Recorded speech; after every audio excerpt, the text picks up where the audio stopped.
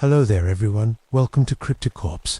I am your storyteller and I am here to guide you tonight. I know many of you use these videos to drift off to sleep, so before we begin, take a moment to like this video and subscribe to our channel. I'm always curious, where are you watching from and what time is it in your part of the world? Now, find your cozy spot and relax. My name is Vincent Kowalski, but everyone calls me Vince. I'm 42 years old and spent my youth fighting in a war that still gives me nightmares. After Korea, I needed something steady, something that made sense.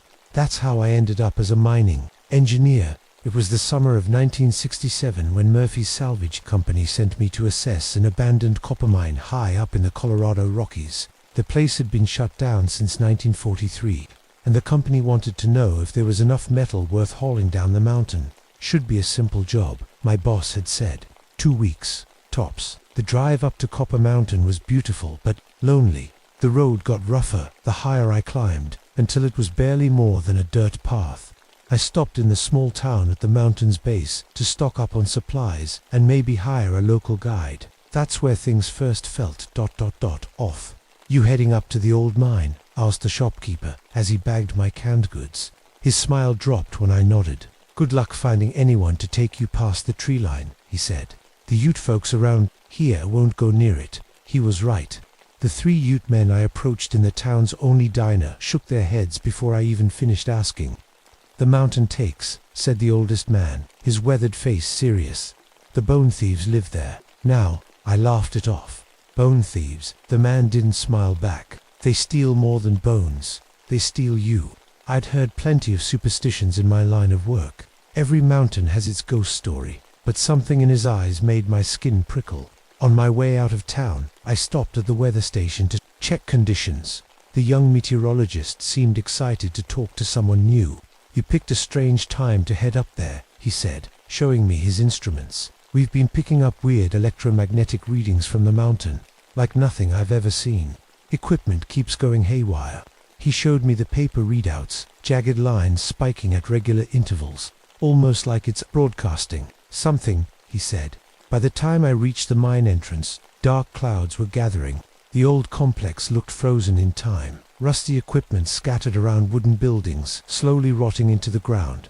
The main office still had papers on the desk, like everyone had just walked out one day and never came back. I found the mine records in a metal filing cabinet. The daily logs were neat and orderly until the final entry, dated March 15th, 1943, breakthrough in Shaft 7, new deposit. They came from below. God help us. That was it.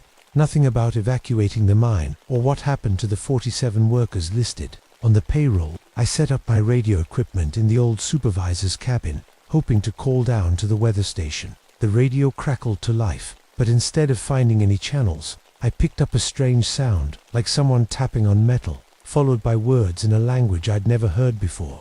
I spun the dial, but the sound was coming from empty frequencies, where no station should be. As the sun set behind the mountain, I checked my equipment one last time. My compass needle spun wildly, refusing to point north. A chill ran down my spine that had nothing to do with the mountain air. Something was wrong on Copper Mountain, and I was alone with whatever it was. I told myself I was being silly. The mine was just an old, empty place with creaky boards and wind whistling through broken windows. Nothing to worry about. I'd spent months alone in much worse spots during the war. This was just a job. That first night, I slept in the supervisor's cabin. It was small but sturdy, with a wood stove and a cot that was better than sleeping on the ground. I felt safe enough behind its 4 walls. When morning came, I started exploring the mine properly. The main entrance was clear, which surprised me. Usually, abandoned mines have cave-ins, or are blocked off for safety. This one looked like it was waiting for the workers to come back. Inside, the air felt thick and cold. My flashlight showed mining carts still loaded with copper ore, pickaxes leaning against walls, even lunch pails sitting open. It was like everyone had dropped everything in the middle of their shift and walked out. "Hello," I called out, my voice bouncing back at me. "Anyone here?" Silly question. No one had been here for over 20 years. The mine maps showed 3 main levels going down about 500 feet, but as I explored, I found tunnels that weren't on any map. They went much deeper, spiraling down into darkness. When I held my compass near these tunnels, the needle went crazy, spinning in circles. Even stranger, my metal tools started sticking together. My wrench clung to my hammer like a magnet, though neither was magnetic before. Something about this place was changing the metal itself. That night, I couldn't sleep. At exactly 3 a.m., I heard it, a steady tapping sound, like someone using a hammer deep underground. Tap, tap, tap. Perfect rhythm, never stopping. I told myself it was just water dripping or the mountain settling, but deep down, I knew it wasn't. The next day I found something that made my blood run cold. Near the mine entrance were small pieces of what looked like bone. Not human bones, too smooth, too white, almost glowing. Not animal bones either. The shapes were all wrong, with spirals and curves no living creature should have. I put one in my pocket to examine later. It felt lighter than it should, almost hollow. Each night, something strange happened to my supplies. I'd stack my canned food in neat rows before bed, but come morning, they'd be arranged in perfect circles or triangles. No footprints in the dust, no sign of anyone being there. Just my supplies, moved into patterns that made me dizzy if I looked at them too long. On the fourth day, I worked up the courage to explore the deepest shaft I'd found. The walls were different down there, not rough like the rest of the mine. They were smooth and covered with carvings. Not normal carvings of words or pictures, but swirling symbols that hurt my eyes when I tried to focus on them. My head throbbed when I looked directly at them, so I kept my flashlight pointed at the ground. That night, the dream started. I was underground, much deeper than I'd gone in real life. I could hear voices calling my name, over and over. Vincent, Vincent. Not scary voices, almost, friendly, inviting, asking me to come down, come join them. I woke up sweating, the sound of my name still echoing in my head. The next morning, I found something impossible. I was checking the piles of mine tailings, the waste rock dumped outside the mine, when something metal caught my eye. I dug it out and froze. Dog tags, military dog tags. My dog tags from Korea. I reached for my neck in panic, feeling the metal chain that had hung there since my army days. My tags were still there, cool against my skin. But in my hand was an identical set, with my name, blood type, and service number, covered in dirt, like they'd been buried there for years. It wasn't possible. I'd never been to this mountain before last week. My hands shook as I put the duplicate tags in my pocket with the strange bone fragment. That night, the tapping from underground was louder. It wasn't random anymore.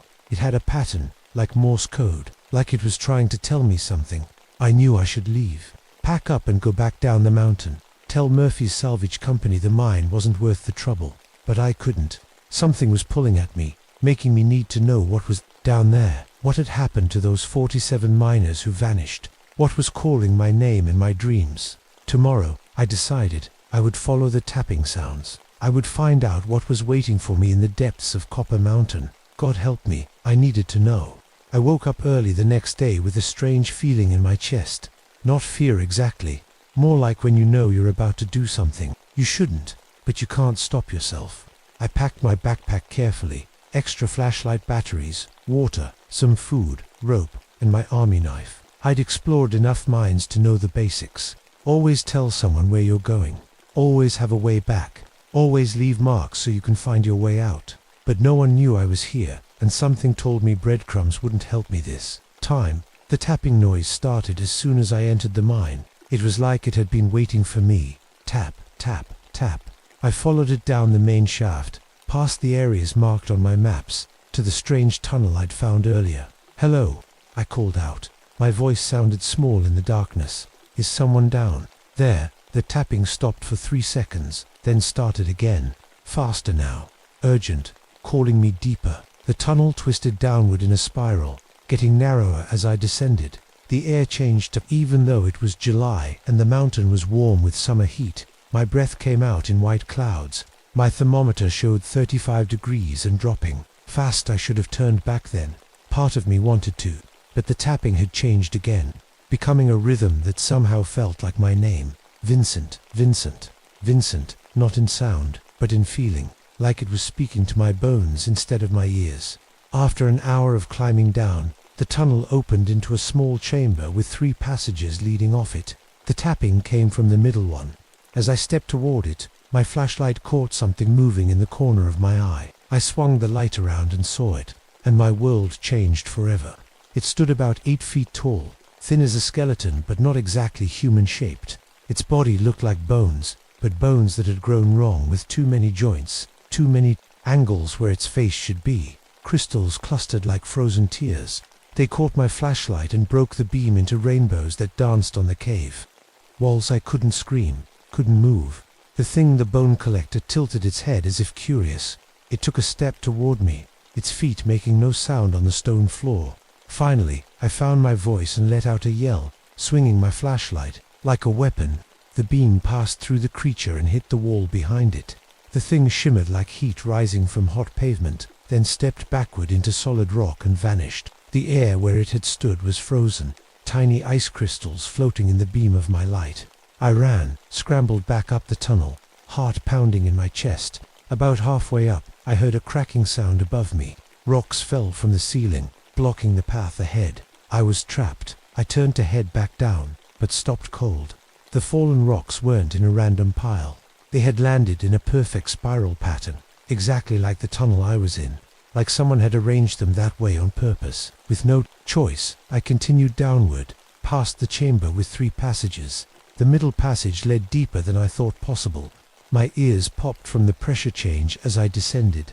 After what felt like hours, the passage opened into an enormous cavern, so big my flashlight couldn't reach the other side. But I didn't need to see that far. What was in front of me was enough. Bones, thousands of bones, but not scattered like a graveyard. They were arranged in structures that rose from floor to ceiling, towers and arches and spirals of perfect white bone, fitted together without nails or glue. Some looked like buildings, others like giant versions of living things, birds and trees and humans, all made of bone. As I stepped closer, I realized with horror that each structure contained complete human skeletons. I could make out skulls, and rib cages and spines, but twisted and grown together in impossible ways, like the bones had kept growing after death. Reaching out to connect with others, I counted at least 40 different skeletons. The missing miners, but they weren't just piled up or buried. They had been arranged, built into something while still alive. My fingers started to ache, a deep pain in the joints. I looked down and nearly screamed. Tiny white spurs of bone were growing from my fingertips, breaking through the skin like thorns. A voice filled my head. Not a sound I heard with my ears, but a vibration I felt in my skeleton. It had no words, but somehow I understood its meaning. You have come. The last one. The 100th bone. The pain in my hands spread to my arms, my chest, my legs. I could feel my bones shifting inside me, trying to grow outside my skin. More of the tall creatures appeared, stepping out of the walls, as if the solid rock was just a doorway. 5, 10, more than I could count. They surrounded me, their crystal eyes gleaming in my flashlight beam. Through the pain, I began to understand. They weren't creatures that looked like skeletons. They were something ancient that had taken over the bones of the miners. Crystal beings that had been trapped deep in the mountain until the miners dug too deep in 1943 and set them free. One reached out a long bony finger and touched my chest. The pain stopped instantly. Instead, a cold clarity washed through me. I could see everything now, how they had been building this bone cathedral for decades, how they needed exactly 100 human skeletons to complete it. I was to be the last piece. They showed me more how they communicated through bone resonance, how they could control the growth of calcium in living things, how they had been calling to me through my dreams, through the electromagnetic signals, drawing me here like they had drawn others over the years. Near the center of the cavern, I found a leather notebook, the mine foreman's journal. With shaking hands, I opened it and read the last entry. Day 12, since contact. The changes are spreading faster now. My bones grow through my skin at night. It hurts less than it should. They speak to me through the growth. They need us to build something beautiful. A doorway. They promise we will be part of something eternal. I believe them now. God forgive me. I believe them. The crystallized skeleton that had touched me led me deeper into the cavern, to the center of their bone cathedral. There, I saw what they were building, a massive structure of human bones that reached toward the ceiling. It wasn't finished, yet it was missing pieces. My pieces. And I understood something else, too. My old war injuries, the bullet fragments in my leg. the poorly healed collarbone. They were healing, but not normally. The bones were regrowing with the same white, crystalline quality as the structures around me. I was becoming like them, and part of me, a growing part, didn't want to stop it. Time worked differently in the cavern. I couldn't tell if hours or days had passed as I watched my body change. The bone spurs on my fingers had grown longer, branching like tiny tree roots. My skin felt tight, stretched over bones that were slowly pushing outward. The pain came and went in waves. When it was bad, I curled up on the stone floor, biting my lip to keep from screaming. When it eased, the crystal-eyed creatures would show me more of their plans. They didn't speak with words. Instead, they placed their bony hands on my changing body, and pictures would fill my mind. I saw how they had been trapped underground for millions of years, sleeping in the copper veins until the miners' dynamite woke them. How they needed the calcium from human bones to build their transmitter, the massive bone cathedral in the center of the cavern. "What is it for?" I asked, my voice rough from disuse. "What are you transmitting?" The answer came as images, more of their kind, drifting through the blackness of space, looking for the signal that would guide them to Earth. The bone cathedral wasn't just a building, it was a beacon, calling others like them from somewhere beyond the stars, and they were nearly finished. They only needed me, the 100th skeleton, to complete it. "You're going to spread," I said, understanding at last. "This mountain is just the beginning." The creature touched my forehead in what felt almost like affection. It showed me their plan. Once the signal was sent, they would move through the underground caves and mines that honeycombed the Rockies. From there, they would reach cities, call more humans to them. Each human would become part of new bone cathedrals, new transmitters. I looked down at my arms. The white bone growths had spread to my elbows, delicate and beautiful in their own terrible way. I could feel them inside too, my ribs stretching and reshaping, growing toward the outside world. I was becoming a living sculpture, and the worst part, it was starting to feel ... right, like I was becoming something better, something eternal. That's when I heard them, the voices of the miners, not with my ears, but through the bone growths that connected me to the cathedral. Their consciousness was still there, trapped in the bone structures, not dead, but not alive either, caught in between, aware but unable to move or speak, except through the bone network.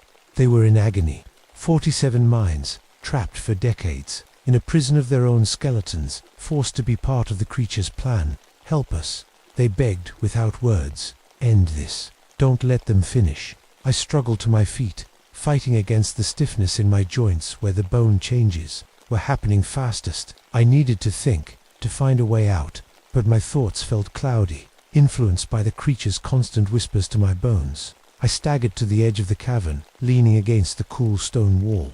My fingers, now more bone than flesh, scraped against the rock. That's when I noticed something: tiny copper wires running through the stone-like veins. The creatures were using the metal deposits as some kind of network, sensing everything that happened on the mountain. That's how they had known I was coming, how they had been able to place my dog tags in the mine tailings. They had been watching me through the mountain itself, from the moment I arrived. And that's when I realized how to stop them. The miners' dynamite had woken them. Maybe more explosives could bury them again for good this time. The old supply shed near the entrance still had blasting caps and dynamite. If I could set charges at key structural points, I could bring down enough rock to seal the cavern forever. But there was a problem. I would never make it back to the surface. The bone changes were too advanced. I could barely walk now, and even if I could, the creatures would never let me leave. They needed me to complete their cathedral. One of them approached, the tallest one with jagged crystal formations where its eyes should be. It reached out and touched my chest, right above my heart. "Join us," it said without saying. "Become eternal. Become the bone prophet who leads us to the surface world." I saw what it was offering, a special place in their plans. Not just another piece in their cathedral, but a leader. My changing body would continue its transformation until I was like them, but with human awareness. I would keep my mind while gaining their power over bone and stone. "You could live forever," the creature promised. "You could reshape the world." For a moment, God help me, I was tempted to never die, to become something more than human. The pain in my body lessened as I considered it, the bone growths shifting from jagged spurs to elegant branches. Then I heard the miners again. their trapped voices crying out from the bone structures, begging for release. And I knew what I had to do. I need to think. I told the creature, can I see the whole cathedral? To understand my place in it. The creature seemed pleased by my interest. It led me on a tour of the entire cavern, showing me the support columns, the central spire of the cathedral, the chambers, where new arrivals would be transformed. All the while, I was noting weak points, places where explosive charges would do the most damage. The creature didn't notice. It thought I was admiring their work, and in a terrible way, I was. It was beautiful, this nightmare of bone and crystal, beautiful and wrong. By the time we finished the tour, I knew exactly what needed to be done, and I knew the cost. My body was now almost 60% transformed. Crystalline bone structures erupted from my skin in elegant patterns. I could feel the mountain around me, sense the copper veins and stone passages like they were extensions of my own nervous system. I could also feel the electromagnetic signal growing stronger as the cathedral neared completion. Soon it would be powerful enough to reach beyond our world, calling the others of their kind. I had to act now, while I still remembered what it meant to be human. I accept. I told the tall creature, I want to become your bone prophet. I felt its satisfaction pulsed through the network, vibrating in my changing bones. The other creatures gathered around, their crystal eyes glinting in the darkness. But first, I said carefully, I need to get something from my camp. A personal item, something to add to the cathedral. The creatures conferred among themselves, a silent conversation that rippled through the bone structures around us. Finally, the tall one nodded. One will accompany you. It communicated through bone resonance. You are not yet fully transformed. The surface world might confuse you. I didn't argue. Having one creature with me would be easier than trying to escape them all. Besides, I couldn't run anymore, not with my legs half transformed into jointed bone sculptures. We moved through the tunnels much faster than I had descended. The creature simply touched the walls, and passageways opened where solid rock had been before. It could reshape the mountain itself. As we neared the surface, daylight filtering down from above, my mind cleared a little. The bone whispers were fainter here, and I could think more like myself again. The supply shed stood untouched, just as I'd left it. Inside were the old mining explosives, dynamite sticks, blasting caps, and fuses, all carefully preserved in the dry mountain air. The creature watched curiously as I gathered what I needed, not understanding the danger. These things were just human tools to it, meaningless. What will you add to our cathedral? It asked, through bone vibrations. Something personal, I replied, slipping detonators into my pocket. You'll see. We started back down the tunnel. I was moving slower now, pretending the transformation was making it difficult. In truth, I was calculating. I needed to place the charges at exactly the right spots, the support pillars I'd identified, the main chamber ceiling, the central spire of the cathedral. And I needed to keep the creature from realizing what I was doing until it was too late. When we reached the first junction, I stumbled deliberately, dropping my bag. As the creature bent to help me, these beings were surprisingly gentle despite their horrific purpose. I quickly attached a dynamite stick to the tunnel wall and covered it with loose stones. At the second junction, I pretended to need rest. While sitting against the wall, I placed another charge. By the time we reached the main cavern, I had planted 5 charges in key structural points. Now came the hardest part, setting charges in the cathedral itself, while surrounded by the creatures. They all gathered around me, eager to complete my transformation and finish their signal tower. The bone growths on my body were spreading faster now that I was back in the cavern, responding to the creature's presence. Crystal formations had begun growing from my eye sockets, partially blocking my vision with rainbow prisms. I could feel myself slipping away, becoming more like them with each passing minute. Where is your offering? They asked as one, the vibration almost painful in my altered bones. Here, I said, pulling out the final bundle of dynamite from my bag. Let me place it myself, at the center. To show my commitment, they parted, creating a path to the heart of the bone cathedral. I walked slowly, fighting to keep my human thoughts clear as the bone resonance tried to overwhelm me. The central chamber was breathtaking, a perfect dome of interlocked human skeletons, their bones grown together into impossible shapes. At its center stood a crystalline spire that pulsed with energy. The transmitter itself. I knelt at its base, pretending to pray but actually setting the final charge. The creatures watched in approval, thinking I was pledging myself to their cause. "Now," I said, standing with difficulty, "I am ready." The tall creature stepped forward to complete my transformation. As it reached for me, I pulled out the detonator I had hidden in my shirt. "What is that?" it asked, the first hint of alarm vibrating through the bone network. "Release," I said, and pressed the button. The first explosion came from far above, at the tunnel entrance. The second followed immediately after, then the third. The creatures screamed a sound like crystal breaking, transmitted through bone rather than air. "What have you done?" they demanded, their unified voice nearly splitting my skull with pain. "Save the world," I answered as the fourth charge blew. The cavern began to shake. Rocks fell from the ceiling, smashing bone structures that had taken decades to build. The creatures moved frantically, trying to hold the mountain together with their powers, but there were too many charges, too many collapse points. The final charge, the one at the cathedral's heart, detonated with a flash that blinded me even through my crystal-covered eyes. As the mountain came down around us, a strange peace settled over me. I had stopped them. No one else would suffer this fate. The miners' consciousnesses would finally be released from their bone prisons. Rock crushed down on me, breaking my partly transformed body. But I didn't die, not completely. My consciousness, already partly merged with the bone network, survived in the crystalline structures that had once been my skeleton. I was aware but immobile, trapped under thousands of tons of rock. The creatures were there too, their ancient minds raging against the prison I had created for us all. Days passed, then months, years, decades. My human thoughts slowly faded, but never disappeared entirely. I kept my vigil, making sure the creatures remained trapped. The electromagnetic signals stopped. The bone cathedral lay in ruins. Earth was safe. 50 years passed in darkness and silence. Then one day, I felt vibrations, not from the creatures, but from above. Human vibrations. People walking on the mountain. Hikers, I realized. Modern explorers who had no idea what lay beneath their feet. With the last of my human will, I forced the crystalline bones that had once been my hand to move through solid rock, up toward the surface. It took months of effort, pushing molecules of stone aside, millimeter by millimeter. Finally, on a summer day in 2017, a young woman spotted something white protruding from a rock slide. My hand, transformed into a beautiful but alien structure of bone and crystal, holding a metal object.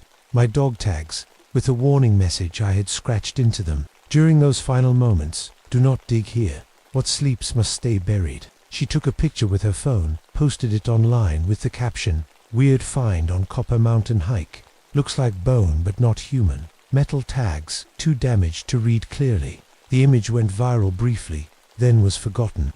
Just another internet curiosity. But deep below, I felt new vibrations. Mechanical ones, mining equipment, advanced and powerful, testing the mountain for new copper deposits. And in the darkness of our shared prison, I felt the creatures stir, reaching out through the stone with their bone senses, calling to the miners above, calling them down to complete what was started so long ago. I try to warn them, pushing my bone warnings through the rock. But I am so tired now, my human memory's almost gone. I fear I cannot stop them a second time. I fear the bone cathedral still waits to be completed. I fear they are coming back. My name is Maria Elena Vasquez. I'm 35 years old, and I study old burial grounds for a living. What happened to me in Scorpion Gulch last summer still gives me nightmares. I'm writing it down now, while I still remember who I am. It started when I got a research grant to document some rock art in a remote canyon in the Arizona desert. The military was planning to expand their bombing range, and these ancient drawings would be lost forever. I was excited. This was exactly the kind of important work I had trained for. Before heading into the canyon, I met with some elders from the local Tohono O'odham tribe. I wanted to show respect and get their blessing for my work. But the moment I mentioned Scorpion Gulch, their faces changed. One old woman grabbed my arm so hard it left marks. "Do not go there," she whispered. "That place belongs to those who wear false skins. They wait for people like you." I smiled politely and thanked them for their concern. I'd heard similar warnings before. Many sacred sites have stories to keep people away. As an anthropologist, I respect these beliefs, but don't necessarily share them. The next morning, my Navajo guide drove me to the canyon entrance. He was a young man named Thomas who had helped me on previous expeditions. But when we reached the trailhead, he refused to go any further. "This is as far as I go, Dr. Vasquez," he said, not meeting my eyes. He handed me several bundles of dried sage. "Burn these each night. Don't let the fire go out." Before I could argue, he was back in his truck, leaving me alone with my equipment. I watched dust clouds rise behind his vehicle until he disappeared. "So much for reliable help," I muttered, shouldering my backpack. The hike into the canyon took most of the day. The walls rose higher around me, blocking out the sun except for a narrow strip of blue sky overhead. When I finally reached the main site of petroglyphs, I felt a chill despite the desert heat. These weren't the typical hunting scenes or rain symbols I'd expected. The images showed distorted human figures with too many limbs, wearing what looked like flayed skins. Some showed people being torn apart, their skin pulled off in one piece like peeling an orange. I took photographs, telling myself these were just representations of ancient fears or warnings against enemy tribes. But as I reviewed the digital images that night, I noticed shapes in the background that I hadn't seen with my naked eye, human-like, figures watching from the shadows of the rocks. I zoomed in, my finger trembling on the camera's screen. Whatever was in those shadows wasn't just a trick of light and stone. Something was watching me, and it had been there all along. I found a good spot to make camp near a small spring. The water bubbled up clear and cool from between the rocks. I had enough food for 2 weeks. My tent was sturdy, and I knew how to survive in the desert. I should have felt safe, but I didn't. That first night, I couldn't shake the feeling that something was wrong. I kept looking over my shoulder at nothing. I set up my tent, arranged my supplies, and lit the sage bundles Thomas had given me. The sweet smell filled the air as darkness fell. On my second day, while taking photos of the rock art, I found something hanging from one of the petroglyphs. At first, I thought it was just old cloth, or maybe some kind of prayer flags. But when I got closer, I realized what I was looking at. It was skin, human skin, little pieces, dry like paper, but somehow not rotted away. They swayed gently in the breeze. My heart raced. This had to be some kind of sick joke, or maybe animal skin that just looked human in this light. I took samples, trying to stay calm and scientific. When I went back to the spring for water that evening, I noticed an oily film on top that hadn't been there before. It smelled like meat left too long in the sun. I boiled it anyway, hoping that would make it safe. The third day brought more strangeness. Around my campsite, I found footprints that made no sense. They started as human prints, then changed to what looked like coyote tracks, and then into something else, something with too many toes that dragged across the sand. Just animals walking over each other's tracks. I told myself, not believing it. That night was the worst so far. As I sat by my campfire, I saw shapes moving against the stars. They looked like people walking along the top of the canyon, but their arms were too long, their heads too small. They moved like puppets with half their strings cut. I didn't sleep. I couldn't. In the morning I found my notebook open to yesterday's entry, but the words weren't what I had written. It was my handwriting, but the notes talked about skin, songs, and the hollow people who come at night. I hadn't written any of it. Later that day, I discovered what looked like an ancient burial site. The bodies were arranged in a circle, and every single one had been skinned. The cuts were clean, as if the skin had been removed in one piece, like taking off a wetsuit. When I knelt by the spring to wash my face that evening, I jumped back in shock. My reflection wasn't my face. It was an old Native American woman, her eyes wide with fear. I blinked, and it was me again, but I couldn't stop shaking. That night, as I tried to sleep, strange memories filled my head, memories that weren't mine. I saw people eating other people, cutting off their skin, wearing it like clothes. I could taste the flesh in my mouth. On the 5th day, I decided to leave. This place was making me lose my mind. But when I tried to find the path out of the canyon, it wasn't there. The walls seemed to have shifted. Every turn led me back to my camp. The canyon had become a trap, and I was caught in it. I woke up on the 6th day to the sound of someone calling my name. Maria Elena. The voice sang softly. Little Elena. Only my grandmother had ever called me Little Elena. But my grandmother died when I was 12. I unzipped my tent with shaking hands and stepped outside. There she was, my grandmother, standing by the cold remains of last night's fire. She wore her favorite blue dress, the one we buried her in, Ella, I whispered, knowing it couldn't be real. She smiled, but something was wrong with her face. The skin round her mouth didn't move right, and when she walked toward me, her legs bent in ways that human knees don't bend. I've missed you, little Alina, she said, but her voice changed. Halfway through, becoming deeper, like a man's voice. That's when I noticed the edges. Around her wrists and neck, I could see seams where the skin didn't quite match up. Different shades of brown patched together like a quilt. This thing wasn't wearing my grandmother's skin. It was wearing pieces of many people. I ran. I didn't grab my supplies or my camera.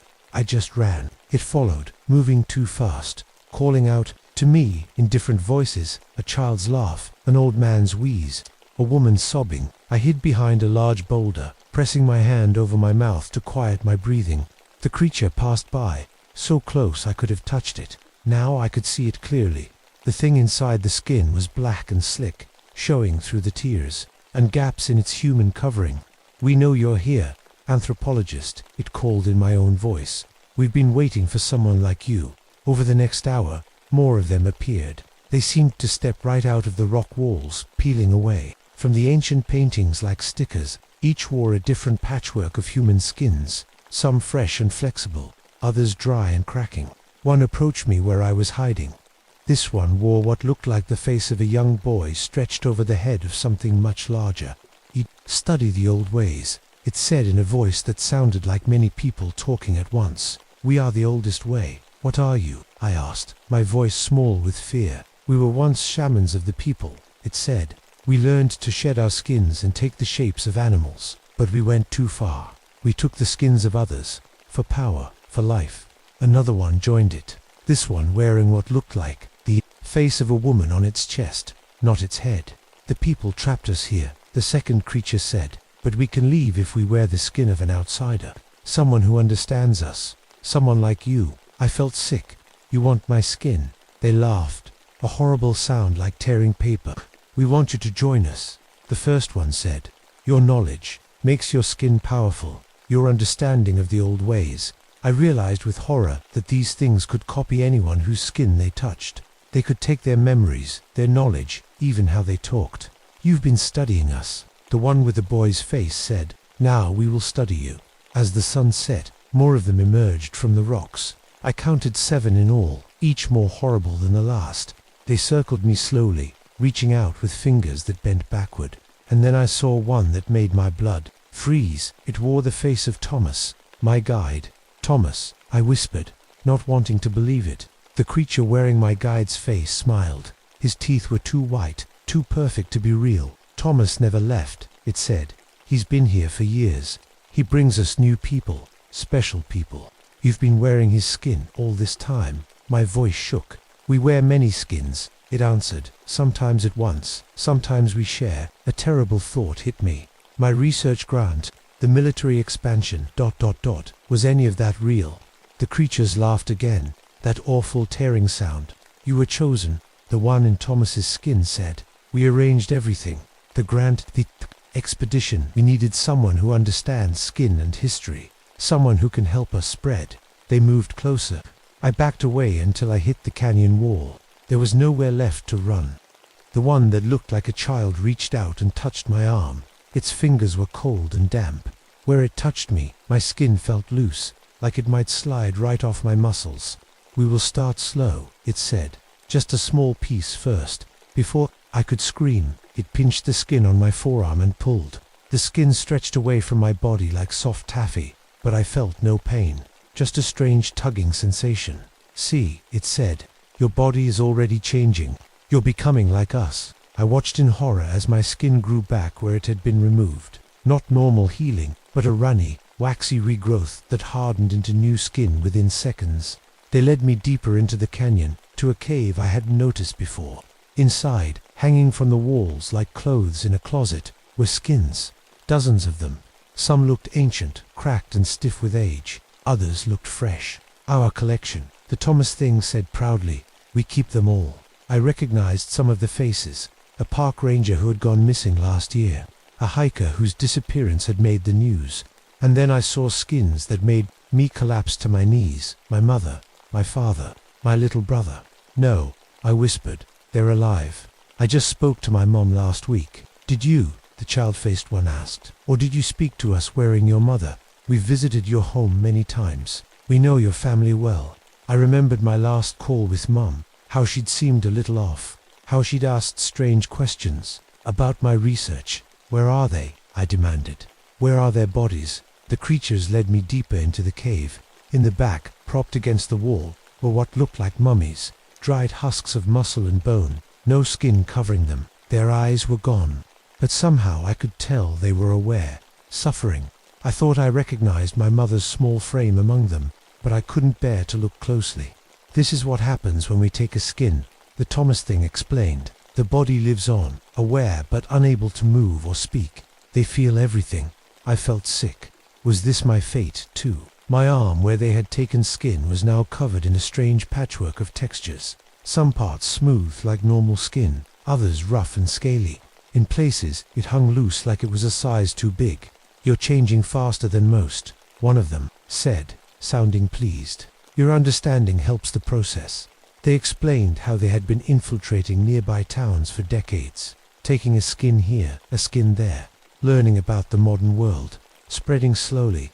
But with you, the Thomas thing said, we can spread faster. Your knowledge of ancient cultures will help us find more places like this, more of our kind trapped in other sacred sites.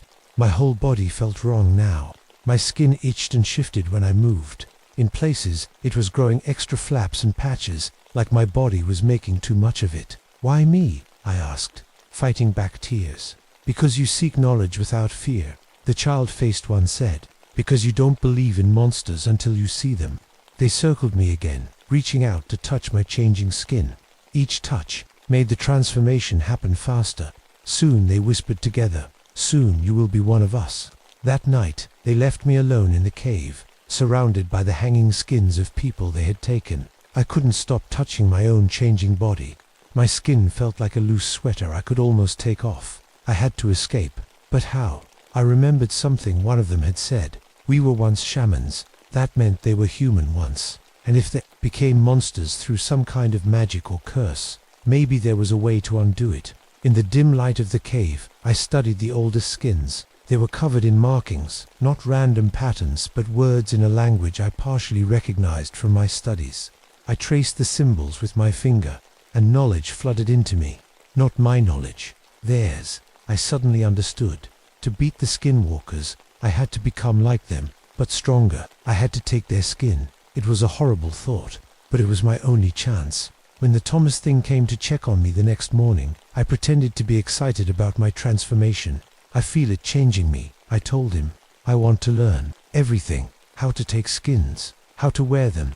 He seemed pleased. We will teach you, but first, you must help us. How? I asked. By letting us complete your transformation. Then you can help us leave this canyon. You said you needed an outsider's skin to leave. I reminded him. If I become like you, won't my skin lose that power? He hesitated. I had found a hole in their plan. There is another way, he said finally. If you help us, we'll show you our secret cave, where we keep our most powerful skins. This was my chance. I nodded eagerly. The Thomas thing led me deeper into the canyon, to a hidden crack in the wall. We squeezed through into a chamber filled with the oldest, most preserved skins I had ever seen. Some looked hundreds of years old, the skins of Spanish explorers with metal armor still attached, Native Americans in traditional dress, and more recent victims. These are our treasures, he said proudly.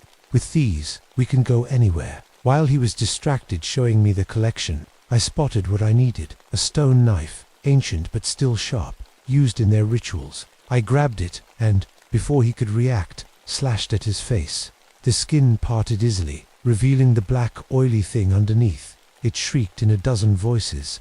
You don't understand, it hissed. You can't destroy us with mere weapons. I'm not trying to destroy you, I said, stepping closer. I'm taking your skin. Using what I had learned from the marked skins, I began a chant in the ancient language. The words felt strange in my mouth, but power flowed through them. The creature's skin began to peel away from its body, drawn to my hands. The pain was incredible as I pressed its skin against my own.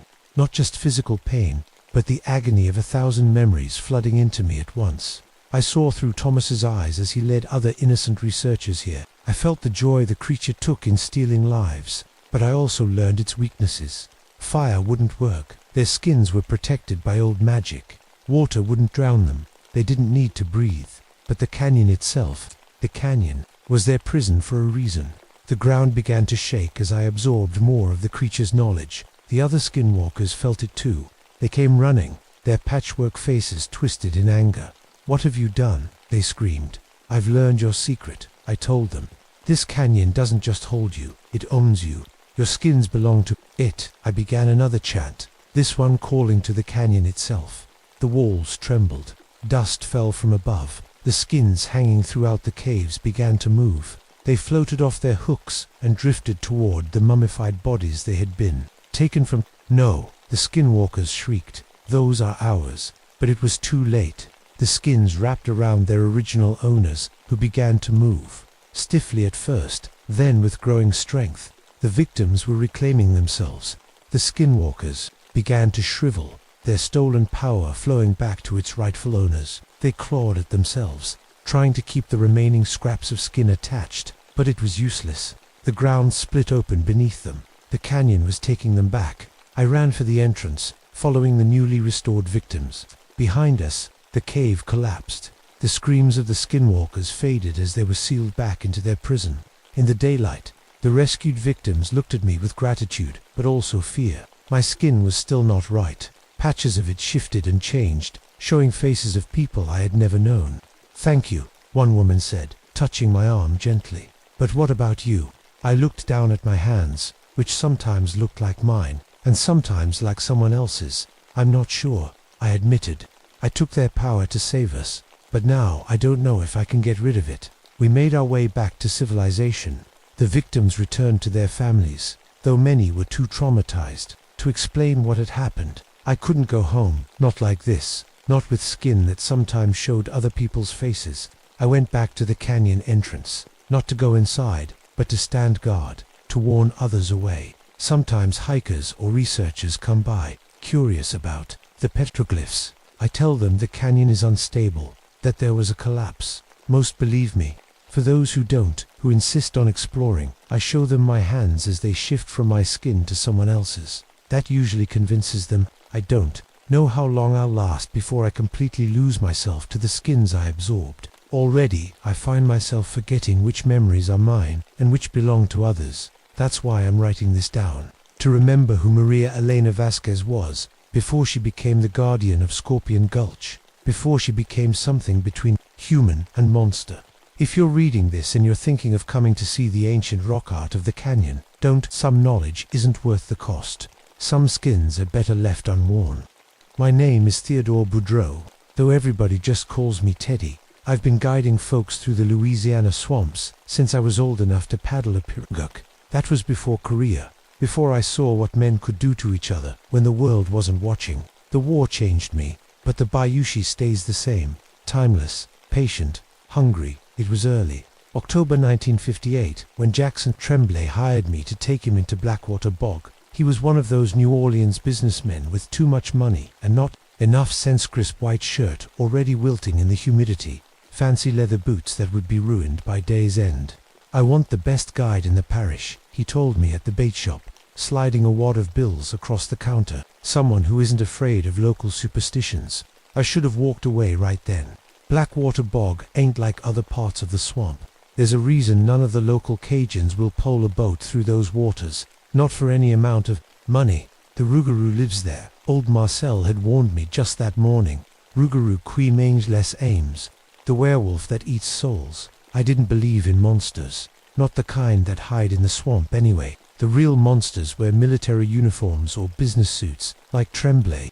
Still, his money was good, and my rent wasn't going to pay itself. 3 days, 2 nights, I told him, pocketing the cash. We leave at dawn. The dock at the edge of Blackwater Bog was rotting, half sunk into the murky water. My hunting dogs, normally eager to leap into any adventure, huddled in the boat whimpering. They could hear something in the distance, something I couldn't. As we loaded the last of Tremblay's fancy gear, he finally showed his true colors. "I should tell you, Boudreau," he said, checking that his pistol was loaded. I'm not here for ducks or gators. I'm hunting something ... specific. The rougarou. I laughed, but his face stayed serious. You know this bog has history, right? In 1847, a ship carrying slaves from Africa sank here during a hurricane. 47 souls drowned, chained below deck. A chill ran down my spine despite the swampy heat. What's that got to do with hunting? Tremblay's smile didn't reach his eyes. Everything. My great-grandfather owned that ship. There's something in these waters that belongs to my family, something valuable. As we pushed off into the thick, cypress-lined channels of Blackwater Bog, the dogs kept whining. A heavy mist rolled in, cutting visibility to a few yards. The water seemed thicker here, almost like oil, and eerily quiet. No birds calling, no insects buzzing, just silence, broken only by the splash of my pole against the dark water. I'd built a hunting cabin years back on a floating platform deep in the bog. Nothing fancy, just a place to sleep dry when I'd venture this far out. Not that I came here often. Something about Blackwater always felt ... wrong. We'll set up here, I said, tying our boat to the platform. Whatever you're looking for, we can start searching tomorrow at first light. Tremblay nodded, eyes scanning the tree line like he expected something to emerge from the shadows. The Spanish moss hung like grey beards from the cypress knees, swaying slightly though there wasn't any breeze. That night, as I prepared a simple dinner of red beans and rice over a small fire, Tremblay pulled out a leather-bound book filled with strange symbols and maps of the bog. You believe in curses, Boudreaux? He asked suddenly. I believe people make their own luck, good and bad, I answered. He laughed softly. Then you're about to get an education. This bog isn't just a swamp. It's a prison for something ancient, something that's been waiting for the right person to set it free. I wanted to tell him he was crazy, but just then, my dogs started howling, all at once, a sound of pure terror I'd never heard them make before, and beyond their cries, far off in the darkest part of the bog, something howled back. I didn't sleep much that first night. The sounds from the bog kept me awake, not just the normal chirps of frogs or buzzing of mosquitoes, but something else. Something that sounded almost like people singing underwater. When the grey light of dawn finally broke through the cypress trees, I stepped outside to find enormous tracks in the mud around our platform. They looked like wolf prints, but all wrong. Where there should have been paw pads, I could make out what looked like human finger marks. Probably just a big coyote, I muttered to myself, not believing my own words. Tremblay emerged from the cabin, his eyes red from lack of sleep. Did you hear them? He asked. I pretended not to know what he meant. Hear what? The voices, singing in French and some African language. I busied myself with checking my compass, trying to plan our day's route, but the needle spun wildly, never settling on north. I tapped it, shook it, but nothing helped. Compass is broken, I said, tucking it away. Tremblay smiled that cold smile again. Not broken. The bog changes. North isn't always north in Blackwater. After a quick breakfast, we headed deeper into the swamp. The water around our boat began to glow with a strange blue-green light. At first, I thought it was just the sun hitting the water a certain way, but then I noticed the glow was forming patterns, swirls and shapes that almost looked like words. It's just algae, I said, more to convince myself than Tremblay. Is it? He replied, trailing his fingers through the glowing water. Look closer. I didn't want to, but I couldn't help myself. The patterns weren't random. They moved with purpose, like they were trying to tell us something. By midday, we'd reached an area of the bog I'd never seen before, circle of cypress trees that seemed older and larger than any others. Their trunks were carved with strange symbols that looked freshly cut, with sap that was red as blood oozing from the marks. This is it, Tremblay whispered excitedly. The center of the bog. That night, back at the cabin, I discovered all my rifle ammunition had turned to rust inside my sealed box. Tremblay's expensive hunting equipment, his night vision goggles, his satellite phone, his GPS, all of it, was torn to pieces, as if by huge claws. The bog doesn't like outsiders, Tremblay said, surprisingly calm about his destroyed gear, especially not those who want to take what belongs here. I should have left right then, should have grabbed my dogs and hiked out, compass or new compass, but something kept me there, curiosity, maybe, or something pulling at me that I couldn't name. As I drifted off to sleep, I had dreams more real than any I'd ever known. I was on a ship, packed tight with other men and women in chains. The storm came suddenly, waves crashing over the deck. Water flooded in as the ship broke apart. I was drowning, the chains pulling me down, when a voice spoke in my ear, a woman's voice, with an accent I'd never heard. "Become the beast, or die as a man," she whispered. "Choose, and choose wisely." I woke gasping for air, my sheets soaked with sweat. My dogs were gone. The door to the cabin stood open, swinging gently. "Tremblay," I called, but got no answer. Outside, the full moon lit up the bog like daylight. In the distance, I heard howling, not like wolves or coyotes, but something in between human screams and animal cries. While searching for my dogs, I found a loose board in the cabin wall. Behind it was my grandfather's old hunting journal, the pages yellow with age. I'd never known he'd come to Blackwater Bog, but there it was in his handwriting. May 1897. The creatures came again last night. They walk like men but run like wolves. Their eyes shine like lamps in the dark. They are the drowned ones, the forgotten ones. They remember their chains, and they hunger for revenge. The last entry was simple. 3 nights is all it takes. I feel my teeth growing sharper. God forgive me for what I'm becoming. The journal fell from my shaking hands as I heard splashing outside. Something was walking through the water to the cabin, something heavy that breathed in ragged gasps. I reached for my rifle before remembering the rusted ammunition. All I had was my hunting knife. I gripped it tight as the cabin door slowly creaked open. There in the doorway stood something I still can't fully describe. It looked like a man, but wrong in every way. Taller than any person should be, with a head shaped like a wolf's. Its body was covered in dark fur that dripped with swamp water. It walked on 2 legs, but its hands, if you could call them, that had long claws instead of fingernails.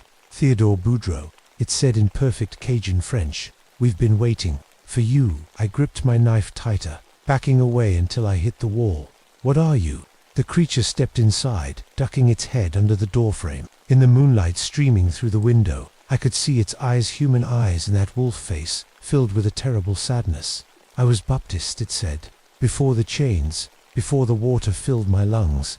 Now I am Rougarou, like all who drown in Blackwater." My grandfather's journals suddenly made horrible sense. The slave ship that sank in 1847. These weren't just stories. "The others are coming," Baptiste said. "They smell your fear, and they smell him, the one whose blood owes us." "Tremblay?" I asked. Baptiste nodded, water dripping from his fur onto my cabin floor. "His grandfather put us in chains, brought us here to die. The conjureman cursed us all before the ship went down, cursed us to walk as beasts until we're free." Outside I heard more splashing. Looking past Baptiste through the doorway, I saw them 5, maybe 6 more creatures like him, standing on the water's surface as if it was solid ground. Some looked more wolf than human, others more human than wolf, but all wore the same haunted look in their eyes. "What do you want from me?" I asked, my voice barely a whisper. "You've spent 2 nights in the bog," Baptiste said. "One more, and you join the pack. Already you feel it, Nan, the changes in your body." I suddenly realized the itching I'd been feeling all day wasn't mosquito bites. My arms were growing dark hairs, thicker than normal. My teeth ached in my gums, and the smells I could smell everything, from the rotting wood of the cabin to the blood pumping through Baptiste's veins. "This is crazy," I said. "People don't turn into wolves." "Not wolves," Baptiste corrected Rougarou. "The in-between. One's neither fully beast nor fully man.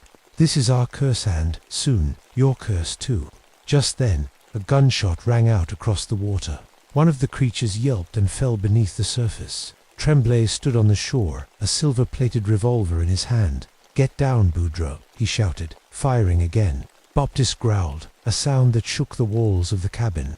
"The treasure hunter returns. He thinks he comes for gold, but what lies at the bottom of the bog is nothing so simple." Before I could ask what he meant, Baptiste leaped past me through the window, shattering the glass.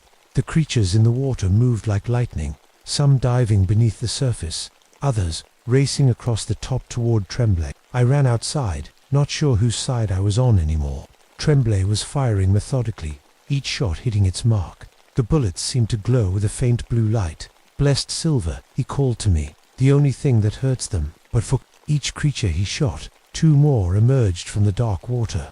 They circled him, just out of range, their movements coordinated like they shared one mind. The amulet Baptist's voice called from somewhere in the darkness. He wears our protection. I could see it now, a strange metal pendant hanging from Tremblay's neck, covered in symbols like those carved in the cypress trees. As the night wore on, my transformation got worse. I could feel my spine wanting to curve, my jaw pushing forward. When I ran my tongue over my teeth, they felt pointed, wrong. And in my head, I began to hear whispers, dozens of voices talking all at once. The voices of the pack. Tremblay and I retreated to the cabin, barricading the doors and windows. He finally told me everything, how the ship that sank wasn't just carrying slaves, but ancient artifacts stolen from a temple in Africa. His grandfather had been searching for a power he didn't understand. The conjure man was brought aboard to translate the symbols, Tremblay explained. But instead, he used the artifacts to curse everyone, the slaves, the crew, even the ship itself. Now, the artifacts lie at the bottom of the bog, and I need them. To break the curse, I asked. Tremblay laughed. To control it. Imagine an army of creatures like those, bound to my will. Outside, the pack howled in perfect harmony. Through the cracks in the barricaded windows, I saw them, dozens now, surrounding our cabin, standing on water that had become solid beneath their feet. In my mind, their voices grew louder. They showed me visions of their underwater lair, a sunken ship filled with bones of hunters and explorers who'd come looking for treasure over the years. They showed me what I was becoming, a scout for their pack, the one who would lure humans into their trap. Part of me wanted to fight it, but another part, growing stronger by the hour, welcomed the change. No more struggling to pay rent, no more nightmares about career, just the simple freedom of the hunt and the brotherhood of the pack.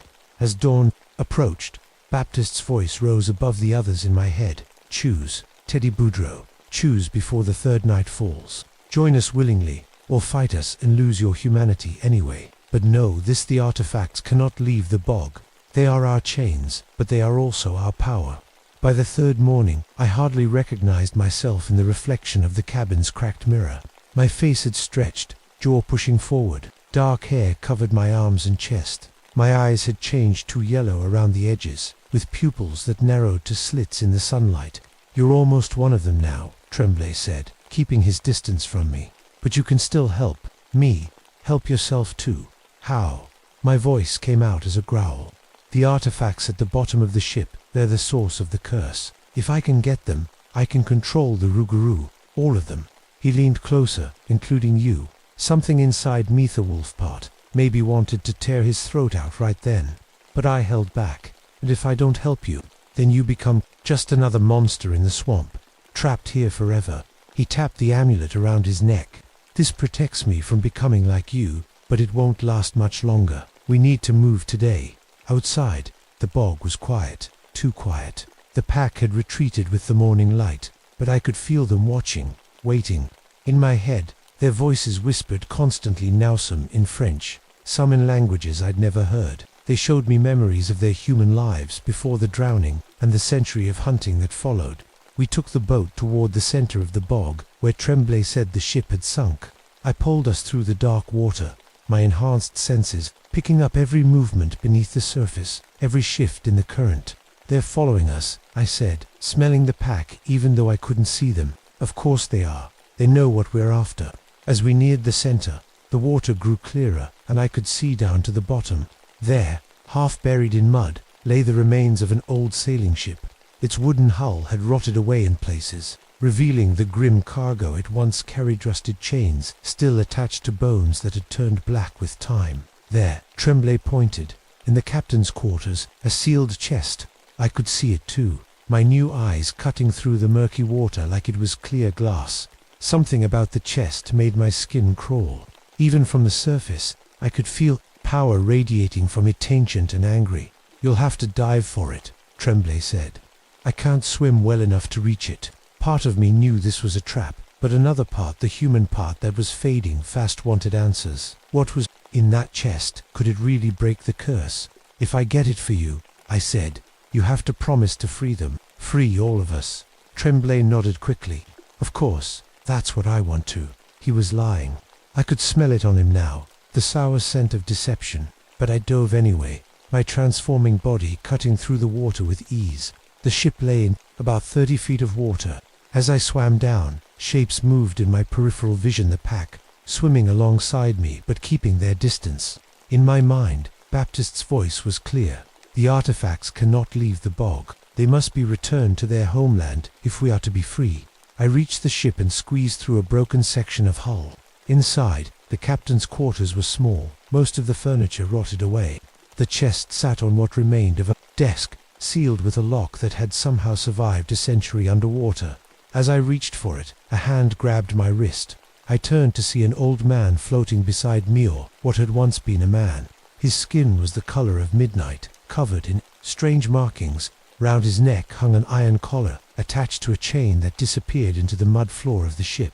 The conjure man. His lips didn't move, but I heard his voice in my head. Choose wisely, Theodore Boudreau. These things were stolen from my people's temple. They hold power over the space between man and beast, life and death. The curse can be broken, but only by returning them to where they belong. I looked into his eyes, human eyes in a face that had been underwater for more than 100 years, and understood. Tremblay didn't want to free anyone. He wanted the power for himself. When I surfaced, the chest in my arms, Tremblay's eyes lit up with greed. He reached for it, but I held back. I know what you really want, I said, and it isn't happening. His face hardened. Give me the chest, Boudreau. You're running out of time. He pointed to the setting sun. Once night falls, you'll be fully transformed. No going back.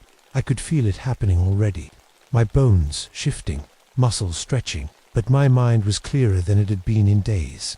I finally understood what the bog had been trying to tell me. The bog itself is alive, I said, the realization washing over me. It's been keeping these artifacts safe, using the Rougarou as guardians. Tremblay pulled out his silver gun. Last chance, the chest, or a silver bullet. Around us, the water began to bubble. The pack was rising, dozens of them surfacing silently, their eyes gleaming in the fading light. I felt their hunger, their agent beneath it all, their desperate hope that I would make the right choice. Baptiste emerged closest to our boat. The third night begins, Teddy Boudreau. Time to choose your pack. I looked from Baptiste to Tremblay, feeling the weight of the chest in my arms. My body was changing faster now as the sun dipped below. The cypress trees, bones cracked and shifted under my skin. My face burned as it stretched into something no longer human. Your grandfather put these people in chains. I growled at Tremblay, brought them here to die. And now you want to use them like weapons. Tremblay aimed his gun at my chest. They're not people anymore, Boudreau. They're animals, monsters, and soon you'll be just like them unless you give me that chest. The pack moved closer, water rippling around them. In my mind, their voices spoke as one. Choose. Choose now. I made my decision. With strength I didn't know I had, I flipped our boat. Tremblay yelled as he tumbled into the water, his gun firing wildly. The silver bullet grazed my shoulder, burning like fire, but I barely felt it through the rage.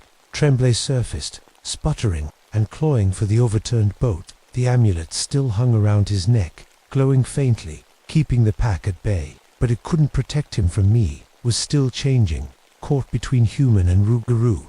I lunged for him, grabbing the amulet and ripping it from his neck. As it sank into the dark water, fear filled his eyes, real fear, maybe for the first time in his life.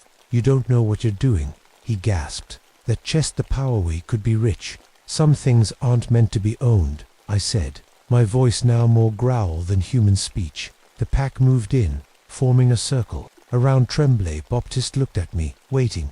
This was my test, the final step in becoming one of them. If I let them kill Tremblay, if I helped them do it, there would be no going back. Instead, I opened the chest. Inside were not gold or jewels, but simple objects carved from wood and bone figurines of half-human, half-animal beings. They hummed, with energy I could feel in my bones, calling to the wolf that was taking over my body. The conjure man's spirit appeared again, hovering over the water. Return them to the earth. His voice echoed in my mind. Let the bog reclaim what was stolen. I understood then. The bog wasn't just a swamp, it was a prison, yes, but also a guardian. For over a century, it had kept these powerful objects hidden from people like Tremblay who would misuse them. These belong to the bog now, I said, and one by one, I dropped the figurines into the water. As each one sank, a Rougarou howled a sound of pain and release. The The chains around their limbs began to crumble into rust.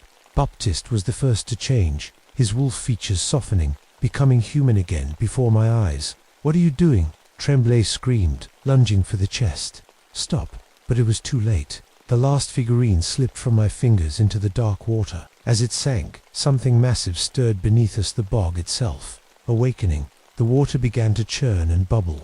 Trees swayed, though there was no wind, and from deep below came a sound like the earth itself was breathing. "The bog takes what is offered," Baptiste said, his voice now fully human. His body was translucent, fading like morning mist. Around us, the other Rougarou were changing too, not back to wolves or humans, but into something else. Spirits, souls finally free of their curse. All except me. "What about him?" one of the fading spirits asked, pointing to Tremblay. I looked at the man who had brought me here, whose family had caused so much suffering. He was treading water, terror in his eyes, as he watched the spirits rise around him. "The bog decides," I said. The water around Tremblay began to thicken, pulling him down inch by inch. He screamed, thrashed, but couldn't break free. The bog had made its choice. As Tremblay disappeared beneath the surface, Baptiste turned to me. He was barely visible now, just an outline of the man he had once been. "And you, Teddy Boudreau, the curse is broken for us. We can finally rest. But you are something new, neither fully cursed nor fully free." I looked down at my hands, still clawed, still covered in dark fur. My transformation hadn't reversed like theirs. "Someone must remain," the Conjure Man's spirit said. "Someone must guard this place. The artifacts are weakened, not destroyed. In time, others will come looking." I understood then why my grandfather's journal had ended so abruptly. He had made the same choice. I now faced become the guardian, or die as a man. "I'll stay," I said. Baptiste nodded, placing a fading hand on my shoulder. "The bog has chosen well. Watch over it, brother." One by one, the spirits faded away, rising into the night sky like wisps of fog, until only I remained. That was 60 years ago now. I still roam Blackwater Bog, neither fully man nor fully beast. The bog provides what I need to survive, and in return, I keep its secrets safe. Most hunters and hikers stay away the stories of the Rougarou Sea to that, but sometimes, someone comes looking for treasure or adventure. I watch them from the shadows, sniffing the air to catch their scent, listening to their heartbeats to judge their intentions. Some I frighten away with howls and footprints left in the mud. Others, those who remind me of Tremblay, with greed in their hearts and cruelty in their eyes, they don't leave the bog at all. And on full moon nights, when the water glows with that strange blue light, I sometimes hear singing from beneath the surface, the voices of those who were freed, reminding me that I made the right choice. I am Teddy Boudreau. I am the root of Blackwater Bog, and this is where I'll remain, for as long as the bog needs a guardian. My name is Patricia Mulligan, though most folks just call me Patty. I've spent the last 12 years as a child psychologist, specializing in cases that other doctors find too challenging. Kids who've grown up without human contact. Kids who've survived trauma so severe they've retreated inside themselves. Those are my specialty. I never expected my work to lead me to Whispering Pines, an abandoned summer camp nestled deep in the northern Maine woods, just a stone's throw from the Canadian border. But when reports of wild children started circulating in the nearby towns, I couldn't resist investigating. "You don't want to go poking around those woods," Dr. Mulligan, Sheriff Davis, warned me over coffee at the local diner, his weathered face creased with genuine concern. "Those sightings, they ain't new. Been happening for generations." That afternoon, I visited the Passamaquoddy Tribal Center. Elder Joseph looked at me with eyes that had seen too much when I mentioned the camp.